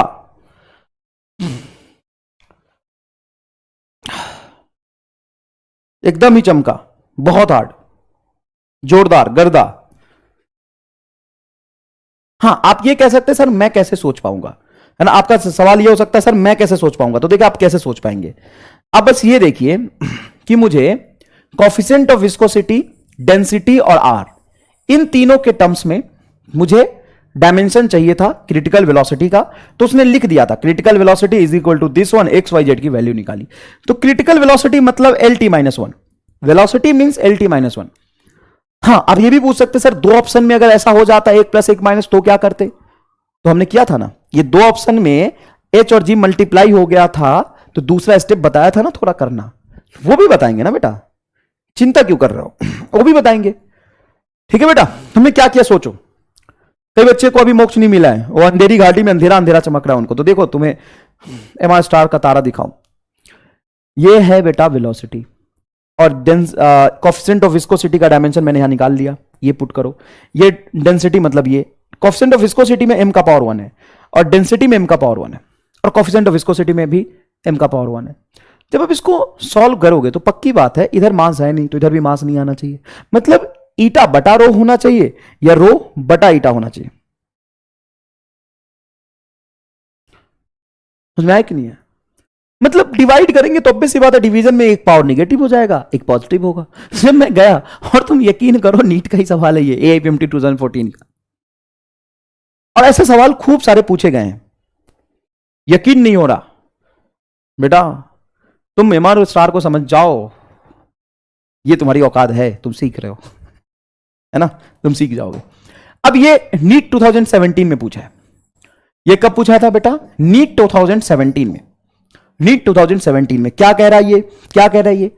अ physical quantity of the dimension of length that can be formed out of c G and this one. C G, देखिए बेटा क्या लिख रहा है? सी मतलब speed of light, G means universal gravitational constant, और e square बटा 4 pi epsilon naught is taken as a fundamental physical quantity. Then find dimension of gravitational constant is, G is a universal gravitational constant and theta is charge. Physical quantity of the dimension, physical quantity of the dimension of length that can be formed out of C, G and this. अच्छा, ये bracket में चीजें define किया, कोई दिक्कत नहीं, मैं बता देता हूं। इग्नोर करो, लेंथ का डायमेंशन चाहिए ना। A physical quantity of the dimension of length that can be formed using this one. मतलब ये कह रहा, सी आप जानते हैं speed of light L T minus one, ये लिखा है c is speed of light, and G is universal gravitational constant, उसका डायमेंशन जानते हैं आप एम का पावर -1 L3 टी का पावर -2, और ये आएगा फोर्स के फॉर्मूले से। ये किसके फॉर्मूले से आएगा? फोर्स के फॉर्मूले से। तो फोर्स का फॉर्मूला क्या होता है बेटा? F is equal to E square बटा 4 pi epsilon naught R square. ये 12th क्लास में पढ़ेंगे। आप समझिए कि ये क्वेश्चंस में आपको दिया हुआ है, अब ये समझिए कि एक गिवन पार्ट है क्वेश्चन का, ठीक है? तो चलो, अब ये कह रहा है ई स्क्वायर बटा 4 पाई एप्सिलॉन नॉट को एक फिजिकल क्वांटिटी माना है, मतलब ई स्क्वायर बटा 4 पाई एप्सिलॉन नॉट को, इसको एक फिजिकल क्वांटिटी मान लिया। अगर इसको मैं फिजिकल क्वांटिटी मान रहा हूं तो आर स्क्वायर को मैं इधर ले जाऊंगा, तो मैं लिखूंगा ई स्क्वायर बटा 4 pi epsilon naught is equal to F R square. अब फोर्स होता है बेटा एम एल, और ये आर स्क्वायर मतलब L3 टी का पावर -2, ठीक है बेटा? फोर्स को लिखा है और आर स्क्वायर से मल्टीप्लाई किया, ये बना एक फिजिकल क्वांटिटी। ये रहा आपका सी जी, और ये वाला फिजिकल क्वांटिटी का डायमेंशन ये होगा। क्या आपको इतना समझ आ गया? कुलम्ब्स लॉ, बिल्कुल कुलम्ब्स लॉ जो आप 12th क्लास में पढ़ेंगे। आपको इतना समझ आ गया? चलो अब हम जाते हैं अपने एमआर स्टार की तरफ, सीधा आंसर निकालेंगे। लेंथ चाहिए हमें, क्या चाहिए बता? हमें सर लेंथ चाहिए। कैसे चाहिए? तो C का पावर कुछ हो जाएगा x, G का पावर हो जाएगा G, और ये फिजिकल क्वांटिटी ई स्क्वायर बटा 4 पाई एप्सिलॉन नॉट का पावर हो जाएगा Z। अब सोच, तुम्हें लेंथ चाहिए मतलब मास नहीं चाहिए? लेंथ चाहिए मतलब मास नहीं चाहिए, लेंथ चाहिए मतलब मास नहीं चाहिए। मेरी बात सुन ध्यान से, लेंथ चाहिए मतलब मास नहीं चाहिए, तो मास को काटेंगे। अब C में तो मास है नहीं, G में है मास का पावर -1, और इसमें सीधा यहां पे मास आ रहा, मतलब ऑब्वियस सी बात है सर कि इसको और इस वाले टर्म को और इस G को हमें करना पड़ेगा मल्टीप्लाई। क्यों मल्टीप्लाई करना पड़ेगा? क्योंकि सर G में है मास का पावर -1 और इसमें देखिए मास का पावर क्या है 1। अगर ये मल्टीप्लाई है तो होगा सही, नहीं तो हो जाएगा गलत।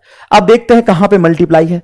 तो देखो यहां से G और ये मल्टीप्लाई है, यहां पे देखो ई स्क्वायर बटा 4 पाई एप्सिलॉन, और देखो ई स्क्वायर बटा 4 पाई एप्सिलॉन नॉट बटा G कर दिया, मतलब ये गलत कर दिया इसने।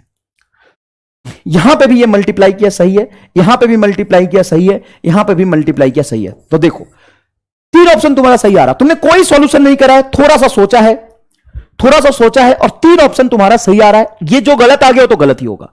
अब जब मैं इसको मल्टीप्लाई करा,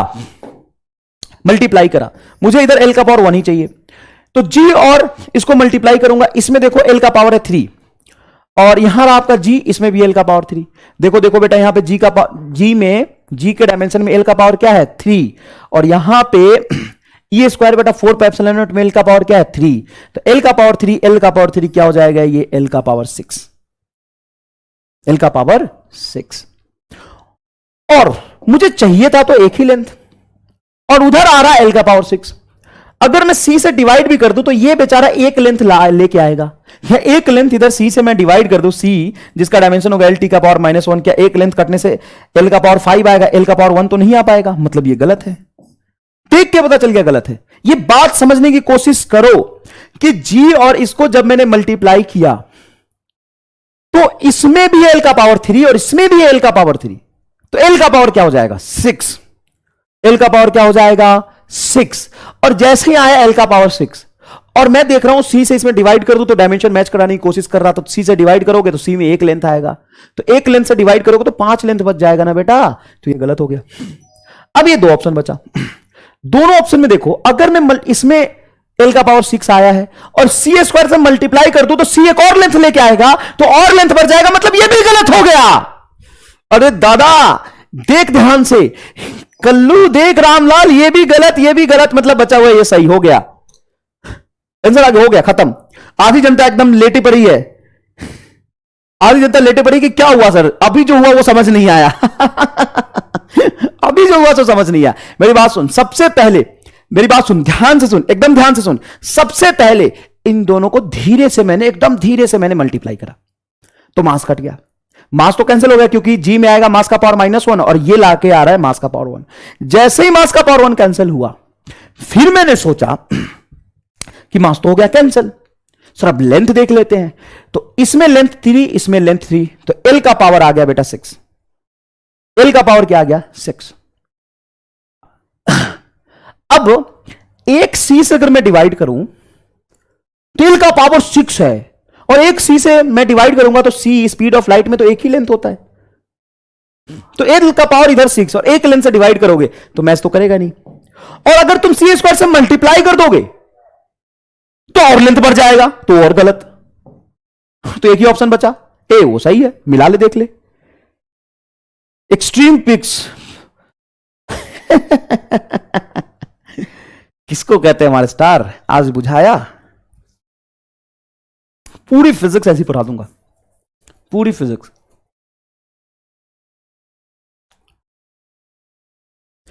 ये बेटा आप थोड़ा सा मेहनत करेंगे तो जरूर सीख जाएंगे।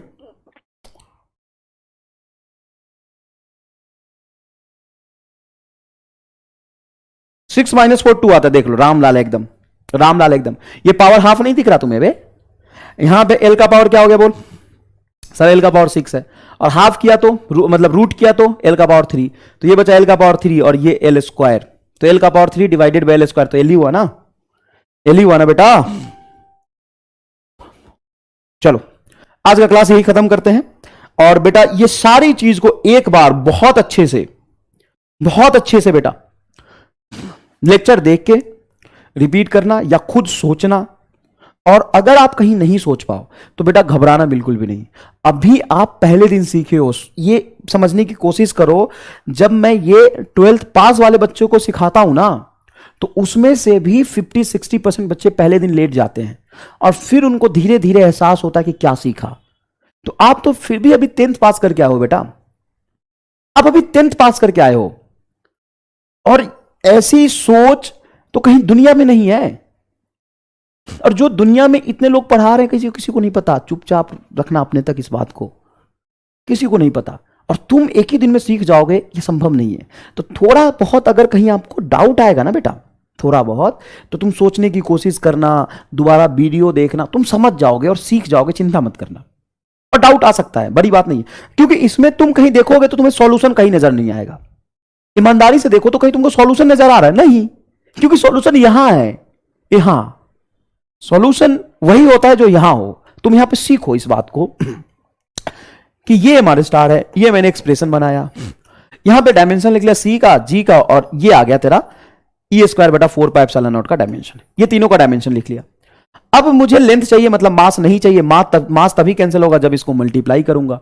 तो हालांकि ए बी सी तीनों ऑप्शन में मल्टीप्लाई था, इसमें डिवाइड था, इसलिए गलत हो गया। फिर मैंने देखा कि लेंथ कितना आ रहा, चलो देखे, तो जी में एल का पावर 3 और इसमें एल का पावर 3, तो ये हो गया एल का पावर 6। अब मैंने क्या किया कि एल का पावर 6 है, ये मुझे ऑप्शन देख के ही बड़ा अजीब लगा कि इन दोनों के कॉम्बिनेशन में एल का पावर 6 आ जाए और नीचे सिर्फ एक एल से डिवाइड करूंगा तो एल का पावर 5 बचेगा, जबकि मैं यहां देख रहा कि एल का पावर 1 चाहिए मुझे, तो ये भी गलत हो गया। फिर यहां पे सी स्क्वायर से मल्टीप्लाई करके तो और ब्लंडर कर दिया, लेंथ बढ़ जाएगा। अब इसमें एल का पावर 6 है, इसको रूट करोगे तो एल का पावर 3, और फिर सी स्क्वायर से मल्टीप्लाई कर दो। पागल है क्या, पागल है क्या, पागल है क्या यार, सी स्क्वायर से मल्टीप्लाई कर रहा। एक तो मुझे ज्यादा लेंथ हो गया है, मैं लेंथ कम करना चाह रहा हूं, ये ज्यादा लेंथ हो गया है, मैं कम करना चाह रहा हूं, ये ज्यादा हो गया है, मुझे एक ही चाहिए, ये 6 हो गया है, मुझे एक ही चाहिए, ये 6 है, मुझे एक ही चाहिए, एक तो चाहिए, एक 6 उसमें से और सी स्क्वायर से मल्टीप्लाई। कौन पागल बनाई है ऑप्शन को, कौन पागल बनाई है ऑप्शन, तो देख। और तुम्हें अगर ये समझ आएगा तो तू देख के कहेगा कि यार ये कौन था ये ऑप्शन बनाने वाला, यार कौन था, इतना बुद्धि नहीं लगाया। कि ये भी लेंथ, अच्छा ऐसे भी सोच, ऐसे सोच, ऐसे सोच, सोच सोच, आज तुम्हें असल चरम सुख की अनुभूति होगी। देख, इसमें लेंथ, इसमें लेंथ, इसमें लेंथ, क्या कर रहा है यार, बहुत सारा लेंथ, इसमें लेंथ, इसमें लेंथ, इसमें लेंथ, बहुत सारा लेंथ। तो अब क्या होगा यार, मुझे तो चाहिए एक ही, मुझे तो चाहिए एक ही, और इतना सारा लेंथ लेंथ लेंथ। महाबकलोल था यार सवाल बनाने वाला, पता नहीं बच्चे को कौन पढ़ा है। तू खेल लेगा सवाल से, अभी शुरू हुआ है कहानी, सवाल तेरे साथ नहीं खेलेगा। अब सोच, ये पूरी दुनिया, मैं तुम्हें ईमानदारी से बताता हूं, 11th का बच्चा और 12th का बच्चा और जेई का बच्चा, इंजीनियरिंग का बच्चा, सवाल सामने रख देना लेट जाएगा, सवाल सामने रख देना लेट जाएगा। और तू इसको देख के बता, तुम्हें हंसी आ रहा है कि नहीं एग्जामिनर पे, बता। इस ऑप्शन को देख के महसूस कर कि तुम्हें एग्जामिनर पे तरस आया कि नहीं आया। एग्जामिनर पे तरस आ गया, साला एग्जामिनर पे तरस आ गया। कौन था एग्जामिनर, पकड़ के ला उसको। नीट 2017 का सवाल है।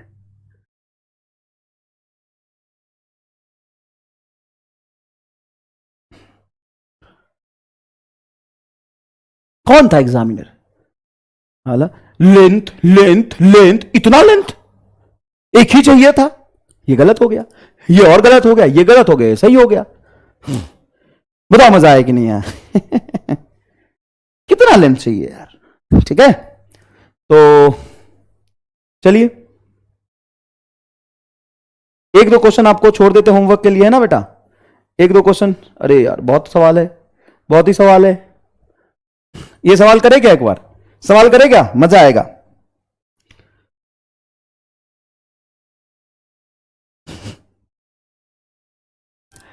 Let P represent radiation pressure, C represents speed of light, and I represents radiation energy striking per unit area per second. Then find P का पावर x, I का पावर y, C का power z will be dimensionless.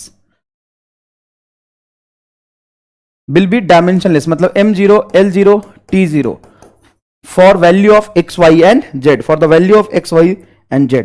चलो फटाफट बताओ तो, फटाफट बताओ तो। ये सवाल है बेटा वीआईपीएमटी का, आपको दिख जाएगा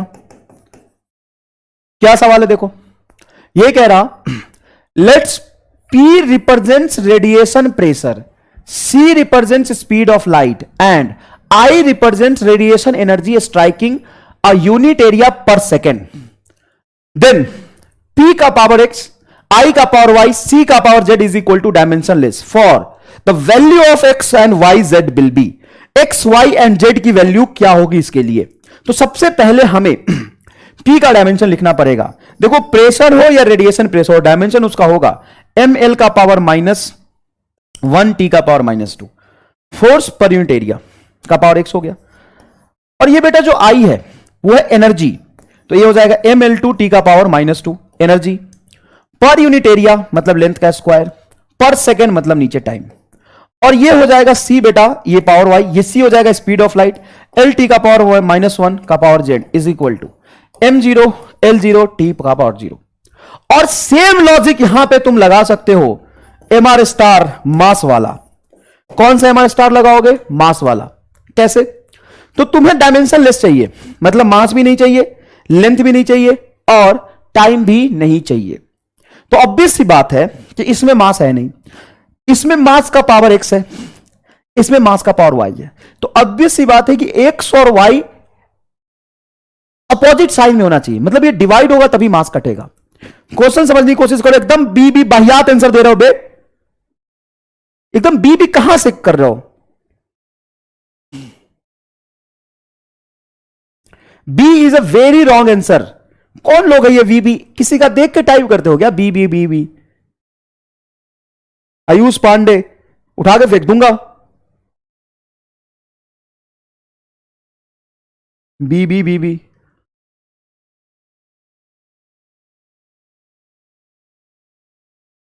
चल देख इधर, महागधा है यार तू। बी बी बी बी, अब सी सी सी सी, वाह एकदम जोरदार। अब सी सी सी सी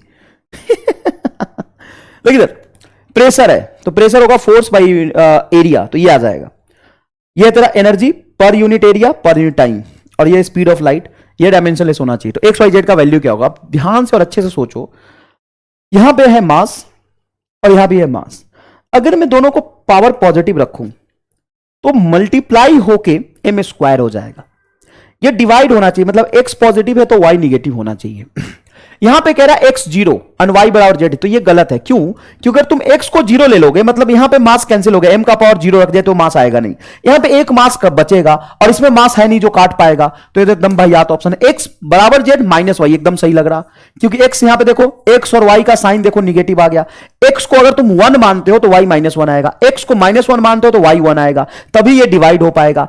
x बराबर y बराबर z, मतलब ये कह रहा कि x y z मतलब तीनों का पावर सेम ही आएगा। x बराबर y बराबर z, और मान लो x बराबर y बराबर z इज इक्वल टू 1 आ जाए या 2 आ जाए, जो भी आ जाए, कह रहा है कि तीनों मल्टीप्लाई होगा। तो ये मास कटेगा कैसे? डायमेंशनलेस लाना है ना। x बराबर y मतलब x पॉजिटिव तो y भी पॉजिटिव, तो ये मास कटेगा कैसे? मास से मास तभी कटेगा जब ये आएगा, मास से मास तभी कटेगा जब ये आएगा। तो c is a correct answer, c is a correct answer. महसूस करने की कोशिश करो, महसूस करने की कोशिश करो, एकदम सी इज अ करेक्ट आंसर। सी सही है, सी सही है। ठीक है बेटा, सी सही है। तो अब एक दो सवाल मैं यहां पे रहने देता हूं, ये आप खुद करेंगे। अच्छा, एक सवाल यहां पे बच्चों को डाउट होता है थोड़ा, है ना, ये सवाल बढ़िया, थोड़ा सा बच्चों को डाउट होता है, चलो मैं करा देता हूं। पढ़ो, the number of particle crossing per unit area perpendicular to Z axis per unit time. The number of particle crossing per unit area perpendicular to Z axis per unit time, मतलब यह है नंबर पर यूनिट एरिया, मतलब divided by area, divided by area multiply per unit time मतलब time, ये आ जाएगा। ये is given by N, तो एन का ये डायमेंशन होगा। नंबर जैसे 5 पेन, 5 मैन, इन सब का कोई डायमेंशन नहीं होता, इन सब का कोई डायमेंशन नहीं होता। मास का, सॉरी नंबर का कोई डायमेंशन नहीं होता। तो ये कह रहा है number of particle crossing per unit area perpendicular to Z axis per unit time. तो एरिया और टाइम, तो इसका डायमेंशन हो जाएगा जो एन है आपका, वो डायमेंशन हो जाएगा आपका एल का पावर -2 टी का पावर -1, ये हो जाएगा डायमेंशन। पहले ये बात अच्छे से समझ लीजिए, नंबर का कोई डायमेंशन ही नहीं। यूनिट एरिया मतलब divided by area, L square, और ये टी तो ऊपर चला जाएगा तो होगा एल का पावर -2 टी का power -1, where n2 and n1 are the number of particle per unit volume. मतलब जो आपका n1 है और n2 है वो है नंबर पर यूनिट वॉल्यूम। तो नंबर का फिर से कोई डायमेंशन नहीं है, वॉल्यूम का हो जाएगा L3, तो ऊपर जाके होगा L का power -3 respectively. What is the dimension of D, और Z is axis length, Z का डायमेंशन हो जाएगा एक्सिस मतलब L का पावर 1। तो यहां पे आपसे पूछा है then what is the dimension of capital D, ठीक है, what is the dimension of capital D।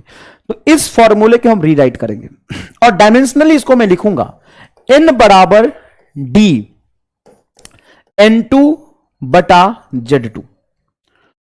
अब मैंने यहां पे बहुत सारे मैनिपुलेशन कर दिए। सर क्या क्या कर दिया आपने यहां पे? तो देखो बेटा ध्यान से कि मैंने ये तो n लिखा और ये -D था तो मैंने माइनस को इग्नोर कर दिया, क्योंकि कहीं फॉर्मूले में जैसे मैं ऐसे लिखा हो -5 मीटर और +5 मीटर, तो इसका डायमेंशन तो L का पावर 1 ही होगा लेंथ का, चाहे लेंथ पॉजिटिव में हो या निगेटिव में। अच्छा मान लो वेलोसिटी आ रहा निगेटिव, -5 मीटर पर सेकेंड, तो -5 मीटर पर सेकेंड हो या 10 मीटर पर सेकेंड हो, है तो वेलोसिटी ना, इसलिए इस माइनस से कोई फर्क नहीं पड़ेगा। और n2 -n1 लिखा तो n2 और n1 का डायमेंशन सेम होगा, और n2 -n1 बराबर डायमेंशन, तो जो n2 का है वही n1 का होगा और वही n2 -n1 का होगा, तो दोनों लिखने की जरूरत नहीं है। और ये हो जाएगा आपका Z2। यहां से अगर आपको निकालना है डायमेंशन D का, तो D बराबर हो जाएगा n Z2 बटा n2। n का डायमेंशन क्या आया है बताइए? तो n का डायमेंशन है L2 t का पावर -1, तो लिखें आप L2 t का पावर -1, और Z2 हो जाएगा आपका एक्सिस लेंथ, और n1 n2 का डायमेंशन होगा L का पावर -3, तो n2 का डायमेंशन होगा L का पावर -3। अब ध्यान से देखिएगा, तो L का पावर -3 ऊपर जाएगा तो पॉजिटिव हो जाएगा। एक मिनट, पर यूनिट वॉल्यूम, पर यूनिट एरिया एकदम सही है। तो D इज इक्वल टू होगा n2 Z2 बटा n2, तो n2 है number of particle, number of particle per unit volume, number of particle per unit volume, तो n1 n2 का डायमेंशन हो जाएगा नंबर डिवाइडेड वॉल्यूम, तो L का पावर -3। अच्छा यहां पे मैंने गड़बड़ लिखा, -2 आएगा, वही मैं कहूं कि कुछ गड़बड़ आ रहा है। तो l का पावर -3 और l का पावर -2, तो ऊपर जाएगा तो ये बचेगा l। और यहां पे देखिए बेटा l एक और है यहां पे लेंथ, तो l2 t का पावर -1, ये आंसर आएगा। l2 t का power -1, C is correct. C option is a correct. देखते हैं, बिल्कुल सही जवाब है, C option is a correct. C option is a correct. आप कर लेंगे, सॉल्व आ जाएगा। अब ये 2 क्वेश्चन रहने दिया मैंने, ये आप खुद सॉल्व करो, और आपसे सॉल्व ना हो तो एक बार मजदूरी से कर लेना, कोई दिक्कत नहीं है, एक बार बेटा मजदूरी से कर लेना, ठीक है। अब आज की क्लास को यहीं खत्म करते हैं। तो आज हमने क्या क्या पढ़ा? आज हमने डायमेंशनल एनालिसिस का एप्लीकेशन पढ़ा, और जो मैंने फर्स्ट क्वेश्चन पढ़ाया है वही डायमेंशनल एनालिसिस फर्स्ट क्वेश्चन को 3 अलग लैंग्वेज में लिखा था, 3 अलग क्वेश्चन है, लेकिन उसका सॉल्यूशन का तरीका सेम हुआ। हम नेक्स्ट लेक्चर में यूनिट कन्वर्जन के सवाल और करेंगे with the help of dimension. Unit conversion के सवाल और करेंगे with the help of dimension. अपने ऐप के नोटिफिकेशंस को रेगुलर चेक करते रहिएगा, ठीक है ना। कभी एक्स्ट्रा लेक्चर का नोटिफिकेशन या एक्स्ट्रा लेक्चर ही आ सकता है, एक्स्ट्रा लेक्चर या एक्स्ट्रा लेक्चर का नोटिफिकेशन कुछ भी आ सकता है। तो मैं आपसे उम्मीद करूंगा लगातार पढ़ते रहिए, क्योंकि अगर आप ईमानदारी से लगातार 2 साल तक पढ़ लेंगे ना, और हमारे साथ मेहनत कर लेंगे ना, तो डॉक्टर बन जाएंगे, इसमें कोई दो राय नहीं है। मेहनत का कोई अल्टरनेट नहीं होता। कई लोग पूछते हैं सर बैकलॉग कैसे कवर करें, इसमें हमारी मदद करिए। तो बता दो कौन कौन सा लेक्चर आपने नहीं देखा है, तुम्हारे बदले मैं देख लेता हूं, यही मदद कर सकता हूं। बाकी बैकलॉग मतलब लेक्चर देखना है। सर कैसे देखना है? तो रेगुलर क्लासेस के टाइम पे रेगुलर क्लास अटेंड करिए, सुबह उठिए 2 घंटे पहले मॉर्निंग में और लेक्चर देखिए, है ना। तो इसका और कोई ऑप्शन नहीं है, ठीक है बेटा। और आज जो मैंने क्लास किया है जिसमें डायमेंशनल एनालिसिस का बहुत इंपॉर्टेंट एप्लीकेशन सिखाया है, ये आप यूज करिए। और एमआर स्टार भी बहुत सारे सिखाए मैंने आपको, वो आप प्रैक्टिस से सीख पाएंगे, एक बार आप नहीं सीख पाएंगे। आपको डाउट होगा फिर से आप लेक्चर दोबारा देखिएगा, और फिर भी डाउट हो तो जरूर पूछिएगा, ठीक है बेटा। धन्यवाद, मिलते हैं अगले लेक्चर में। डायमेंशन एनालिसिस के लिमिटेशन के बारे में बात करेंगे, डायमेंशन एनालिसिस को यूज करके यूनिट कन्वर्जन के बारे में बात करेंगे, ठीक है। धन्यवाद, जय हिंद, जय भारत।